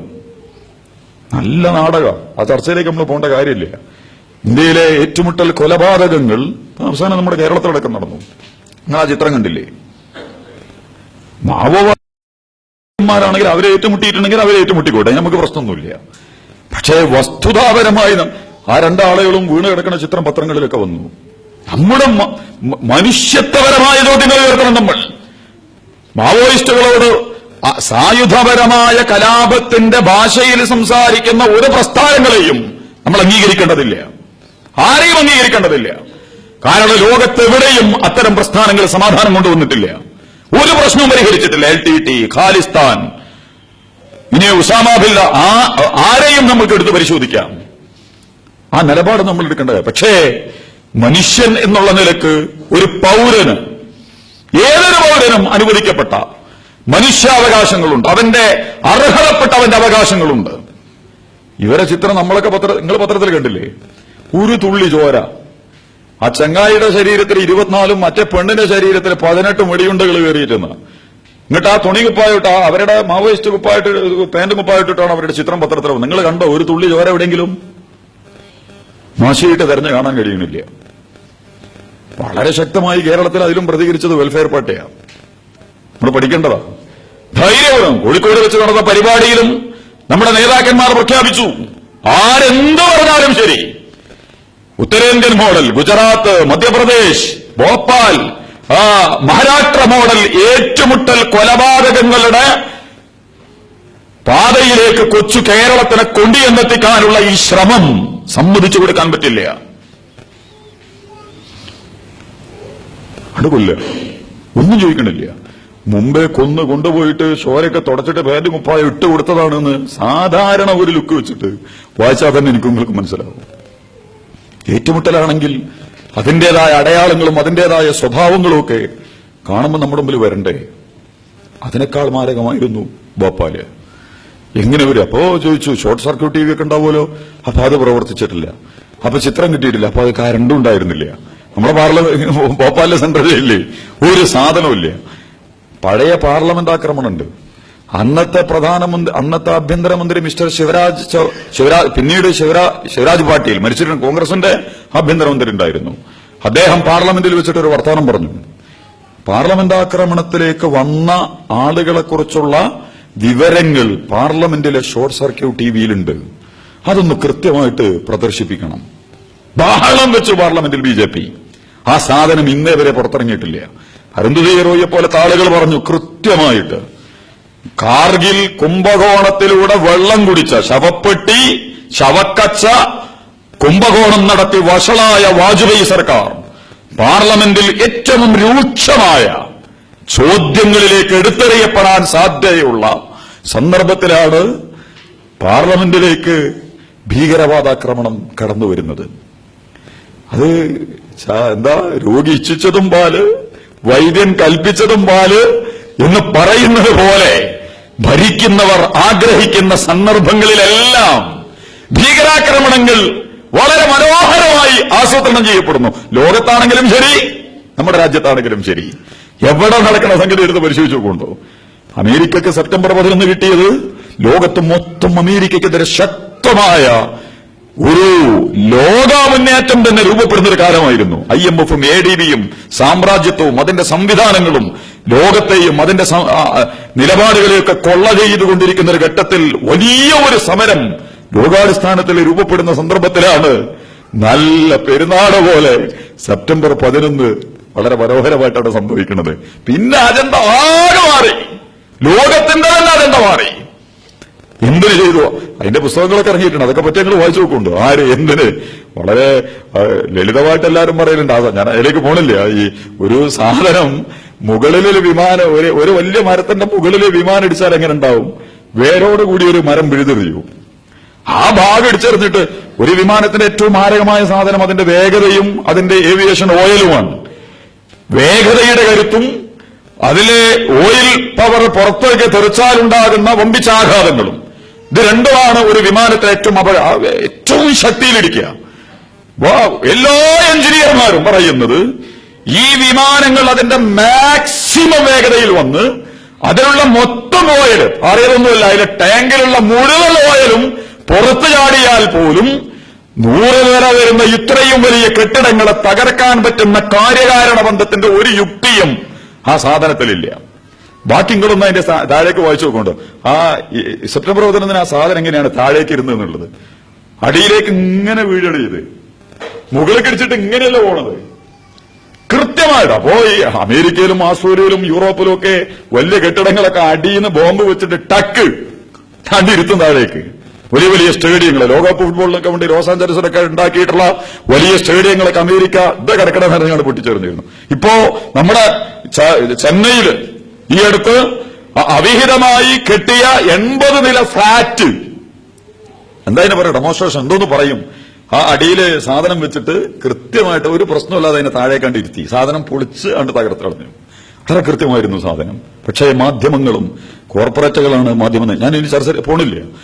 ലോകത്തെ മാധ്യമങ്ങളുടെ 90% നിയന്ത്രിക്കുന്നത് വമ്പൻ കോർപ്പറേറ്റുകളാണ്. ഇന്ത്യൻ മാധ്യമങ്ങളിലെ 90% ഇന്ന് വളരെ അപകടകരമായ രീതിയിൽ വമ്പൻ കമ്പനികളും വ്യക്തികളും കരാറെടുത്ത്, അതുകൊണ്ട് നാണയ പ്രതിസന്ധി മുതൽ ഏറ്റുമുട്ടൽ കൊലപാതകങ്ങൾ മുതൽ JNUവിലെ നജീബ് അടക്കമുള്ള രോഹിത് വെമുല അടക്കമുള്ള ഒരു സംഭവങ്ങളും ചർച്ച ചെയ്യാൻ പറ്റാത്തവണ്ണം, അല്ലെങ്കിൽ അതിന്റെ മർമ്മങ്ങളിൽ നിന്നുകൊണ്ട് അതിനെ അവതരിപ്പിക്കാൻ പറ്റാത്തവണ്ണം നമ്മുടെ മാധ്യമങ്ങൾ തെറ്റായ വിവരങ്ങളും അല്ലെങ്കിൽ കൂട്ടിക്കലർത്തിയ വിവരങ്ങളും ഒക്കെ നമുക്ക് തന്ന് അന്തരീക്ഷം ഇവർക്ക് അനുകൂലമായി മാറ്റിയെടുക്കുന്നത് കൊണ്ട് നമ്മുടെ സോഷ്യൽ മീഡിയ, നമ്മുടെ മാധ്യമങ്ങളിലൊക്കെ തന്നെയും വളരെ മനോഹരമായിട്ട് ഇദ്ദേഹം സ്തുതിക്കപ്പെട്ടുകൊണ്ടിരിക്കുക. ഇത് നല്ല നടപടിയാണ്, വളരെ മനോഹരമായി. പക്ഷെ അക്ഷരാർത്ഥത്തിൽ സംഭവിക്കാൻ പോകുന്നത് രാജ്യത്തിന്റെ സാമ്പത്തിക ഘടനയും അതിന്റെ മുന്നേറ്റങ്ങളും വ്യക്തികളും ഗ്രൂപ്പുകളും സമൂഹങ്ങളുമൊക്കെ അവരുടെ സാമ്പത്തിക ചലനങ്ങളുമൊക്കെ കൃത്യമായി ടാർഗറ്റ് ചെയ്ത് കൈകാര്യം ചെയ്യാൻ പറ്റുന്ന വണ്ണം, അവരെ ലക്ഷ്യം വെക്കുന്നവർക്ക് ഉപയോഗിക്കാൻ പറ്റുന്ന വണ്ണം നിയമങ്ങളുടെ കുരുക്കുകളിലേക്ക് വലിച്ചിഴച്ച് സമ്മർദ്ദത്തിലാക്കി അവരെ തങ്ങൾക്കനുസൃതമായോ എതിരാളികളാണെങ്കിൽ തകർക്കാനോ ഒക്കെ പറ്റുന്ന രീതിയിലുള്ള മാരകമായ പ്രവണതകളെ അടക്കം ഒളിപ്പിച്ചു വെച്ചുകൊണ്ടാണ് ഈ ഒരു സംവിധാനം നമ്മുടെ രാജ്യത്ത് അടിച്ചേൽപ്പിച്ചുകൊണ്ടിരിക്കുന്നത് എന്ന് നമ്മൾ തിരിച്ചറിയണം. ഞാൻ അവസാനിപ്പിക്കുന്നു. നമ്മളെപ്പോലത്തെ ഒരു പ്രസ്ഥാനം, വെൽഫെയർ പാർട്ടിക്ക് ധാരാളം സാധ്യതകൾ, അതുകൂടി പറഞ്ഞാൽ അവസാനിപ്പിക്കുക, നല്ല സാധ്യതകൾ നമുക്കുണ്ട്. കാരണം ഇന്ത്യയിൽ ഇപ്പൊ പ്രതിപക്ഷമൊന്നുമില്ല, ഒരു പ്രതിപക്ഷവും ഇല്ല. അവനവന് പാർട്ടികളാണ് എല്ലാവരും ഉള്ളത്. മുലായം സിംഗ്, അഖിലേഷ് യാദവ്, ആർക്കാണ് അധികാരം വേണ്ടതെന്നുള്ള വലിയ തർക്കമാണ് അവിടെ നടക്കുന്നത്. നിതീഷ് കുമാറും ലല്ലു പ്രസാദും തമ്മിൽ കേന്ദ്രമാണോ ബീഹാറാണോ ഭരിക്കേണ്ടത് എന്ന തർക്കമാണ് നടക്കുന്നത്. തമിഴ്നാട്ടിൽ ഇനി ഏത് കക്ഷി എന്നുള്ളത് വലിയ ചോദ്യചിഹ്നമാണ്. പക്ഷെ നമ്മുടെ ഒരു പാർട്ടി, അമാദമി നല്ല കവറേജ് കിട്ടിയത് ഡൽഹിയിലായതുകൊണ്ടാണ്. അതിന് അതിന്റേതായ ഗുണവും അതിന്റെ ഒരു രീതിശാസ്ത്രത്തിലൊക്കെ വളരെ മനോഹരമായ സംഗതികളുണ്ട്. പക്ഷെ വെൽഫെയർ പാർട്ടി ആശയങ്ങളും പ്രയോഗങ്ങളും സംവാദാത്മകമായി ആരുടെ മുമ്പിലും പകർന്നു നൽകാൻ കഴിയുമാറുള്ള ആന്തരികമായ കരുത്ത്, ആശയപരമായ കരുത്ത് നമ്മുടെ പാർട്ടിക്കുണ്ട്. ഏത് വിഷയങ്ങളിലും കൃത്യമായ നിലപാടുകൾ പ്രഖ്യാപിക്കാൻ ധൈര്യമുള്ള ഒരു അപൂർവ പ്രസ്ഥാനമായി ഇന്ത്യയുടെ എല്ലാ ഭാഗങ്ങളിലും ചെറിയതെങ്കിലും വലിയ സ്വഭാവത്തിൽ എഴുന്നേറ്റ് നിൽക്കാൻ സാധിക്കുന്ന ഒരു പ്രസ്ഥാനമായി നമ്മൾ മുന്നോട്ട് പോയിക്കൊണ്ടിരിക്കുന്നു. അത്ര എളുപ്പമൊന്നുമല്ല, ഏറ്റവും പ്രയാസകരമാണ് രാഷ്ട്രീയ പ്രവർത്തനം. നടത്തുന്ന പ്രവർത്തനങ്ങളിൽ ഏറ്റവും മറ്റുള്ളവർക്കൊക്കെ ഉണ്ട്, പ്രയാസങ്ങളൊന്നുമില്ലല്ലോ. കാശുണ്ട്, സമുദായങ്ങളുണ്ട്, ജാതികളുണ്ട്, വർഗങ്ങളുണ്ട്. ഇന്ത്യയുടെ ജനാധിപത്യ സെക്യുലർ സംവിധാനങ്ങളിൽ ജാതി മത വർഗ സമുദായ പക്ഷപാതിത്വങ്ങളില്ലാതെ മാനവികത, മനുഷ്യത്വം, ധാർമ്മികത, നീതി, മൂല്യം, മതനിരപേക്ഷത, ഇതിനെയൊക്കെ അക്ഷരാർത്ഥത്തിൽ ഇന്ത്യയിലെ കർഷകർ, ഇന്ത്യയിലെ പിന്നോക്ക വർഗങ്ങൾ, ഇന്ത്യയിലെ ആദിവാസികൾ, ഇന്ത്യയിലെ ദലിതുകൾ, ഇന്ത്യയിലെ ന്യൂനപക്ഷങ്ങൾ, ഇന്ത്യയിലെ ഏത് വിഭാഗങ്ങളിലും പെട്ടവർ എല്ലാവരെയും കൃത്യമായി അഡ്രസ് ചെയ്തുകൊണ്ട് അവരുടെയൊക്കെ പ്രശ്നങ്ങളെ ഏറ്റവും സന്തുലിതമായി അവതരിപ്പിച്ചുകൊണ്ട് പുതിയ ഒരു വലിയ രാഷ്ട്രീയ ശബ്ദമായിട്ട് മാറാനുള്ള ശ്രമം തുടക്കം ഇക്കഴിഞ്ഞ 5-6 വർഷങ്ങൾ കൊണ്ട് നിർവഹിക്കാൻ നമുക്ക് സാധിച്ചിട്ടുണ്ട് എന്ന് നമ്മൾ മനസ്സിലാക്കുക. ഞാൻ അവസാനിപ്പിക്കുന്നു. ശ്രീബുദ്ധനെ കുറിച്ച് പറഞ്ഞിട്ടുണ്ട്, ദി ലൈറ്റ് ഓഫ് ആസിയ, ഏഷ്യയുടെ വെളിച്ചമാണ് മിസ്റ്റർ ശ്രീബുദ്ധൻ എന്നതുപോലെ ഏഷ്യയിലെ ഏറ്റവും മികച്ച രാഷ്ട്രീയ പ്രസ്ഥാനങ്ങളുള്ളത് ഇന്ത്യയിലായിരുന്നു. ഒരു സംശയവുമില്ല. എവിടെയൊക്കെ എന്താള്? ഒന്നുമില്ലല്ലോ. നമ്മുടെ അയൽവക്ക രാഷ്ട്രങ്ങളിലേക്ക് എന്ത് രാഷ്ട്രീയമുള്ളത്? ഒന്നുമില്ല. ജനാധിപത്യ, സെക്യുലർ, സോഷ്യൽ ഭാവങ്ങളെ പ്രതിനിധീകരിക്കുന്ന രാഷ്ട്രീയ പ്രസ്ഥാനങ്ങൾ ഉണ്ടായിരുന്നത് ഇന്ത്യയിലായിരുന്നു. ആ ഇന്ത്യയിലും ഏകപക്ഷീയമായി ഫാസിസ്റ്റ് സ്വഭാവത്തിലുള്ള സാമുദായിക, വർഗീയ, ജാതീയ ഫോർമുലകളിൽ തട്ടിക്കൂട്ടപ്പെട്ടിട്ടുള്ള ആശയപരമായ തലങ്ങളിലേക്ക് ജനങ്ങളെ നയിക്കാനുള്ള ശ്രമങ്ങൾ നടക്കുമ്പോൾ ഇന്ത്യയിൽ നിന്ന് ഒരു മികച്ച ബദൽ രാഷ്ട്രീയ പ്രസ്ഥാനമായി ഉയർന്നു നിൽക്കാൻ കഴിയുന്ന വണ്ണം നമ്മുടെ പ്രസ്ഥാനത്തെ, നമ്മുടെ പാർട്ടിയെ ജനങ്ങളിലേക്കും അവരുടെ മനസ്സുകളിലേക്കും അവരുടെ പ്രശ്നങ്ങളിലേക്കും ഇറങ്ങിച്ചെന്നുകൊണ്ട് നമ്മുടെ അകത്തളങ്ങളിലേക്ക്, നമ്മുടെ സമരങ്ങളിലേക്ക്, നമ്മുടെ പ്രയോഗങ്ങളിലേക്ക് അവരെ ആനയിക്കാനുള്ള വിപ്ലവാത്മകമായ ശ്രമങ്ങൾ നടത്താൻ എനിക്കും നിങ്ങൾക്കുമൊക്കെ സാധിക്കണം. അതിന് സാധിക്കുമാറാകട്ടെ എന്ന് ആശംസിച്ചുകൊണ്ട് എന്റെ വാക്കുകൾ ശ്രവിച്ച നിങ്ങൾക്കെല്ലാം വെൽഫെയർ പാർട്ടിയുടെ കേരള സംസ്ഥാന കമ്മിറ്റിയുടെ ഹൃദ്യവും സ്നേഹോഷ്മളവും ഉജ്ജ്വലവുമായ അഭിവാദ്യങ്ങൾ നേർന്നുകൊണ്ട് ഞാൻ അവസാനിപ്പിക്കുന്നു. നന്ദി, നമസ്കാരം. ജയ് വെൽഫെയർ പാർട്ടി ഓഫ് ഇന്ത്യ. ജയ് ഹിന്ദ്.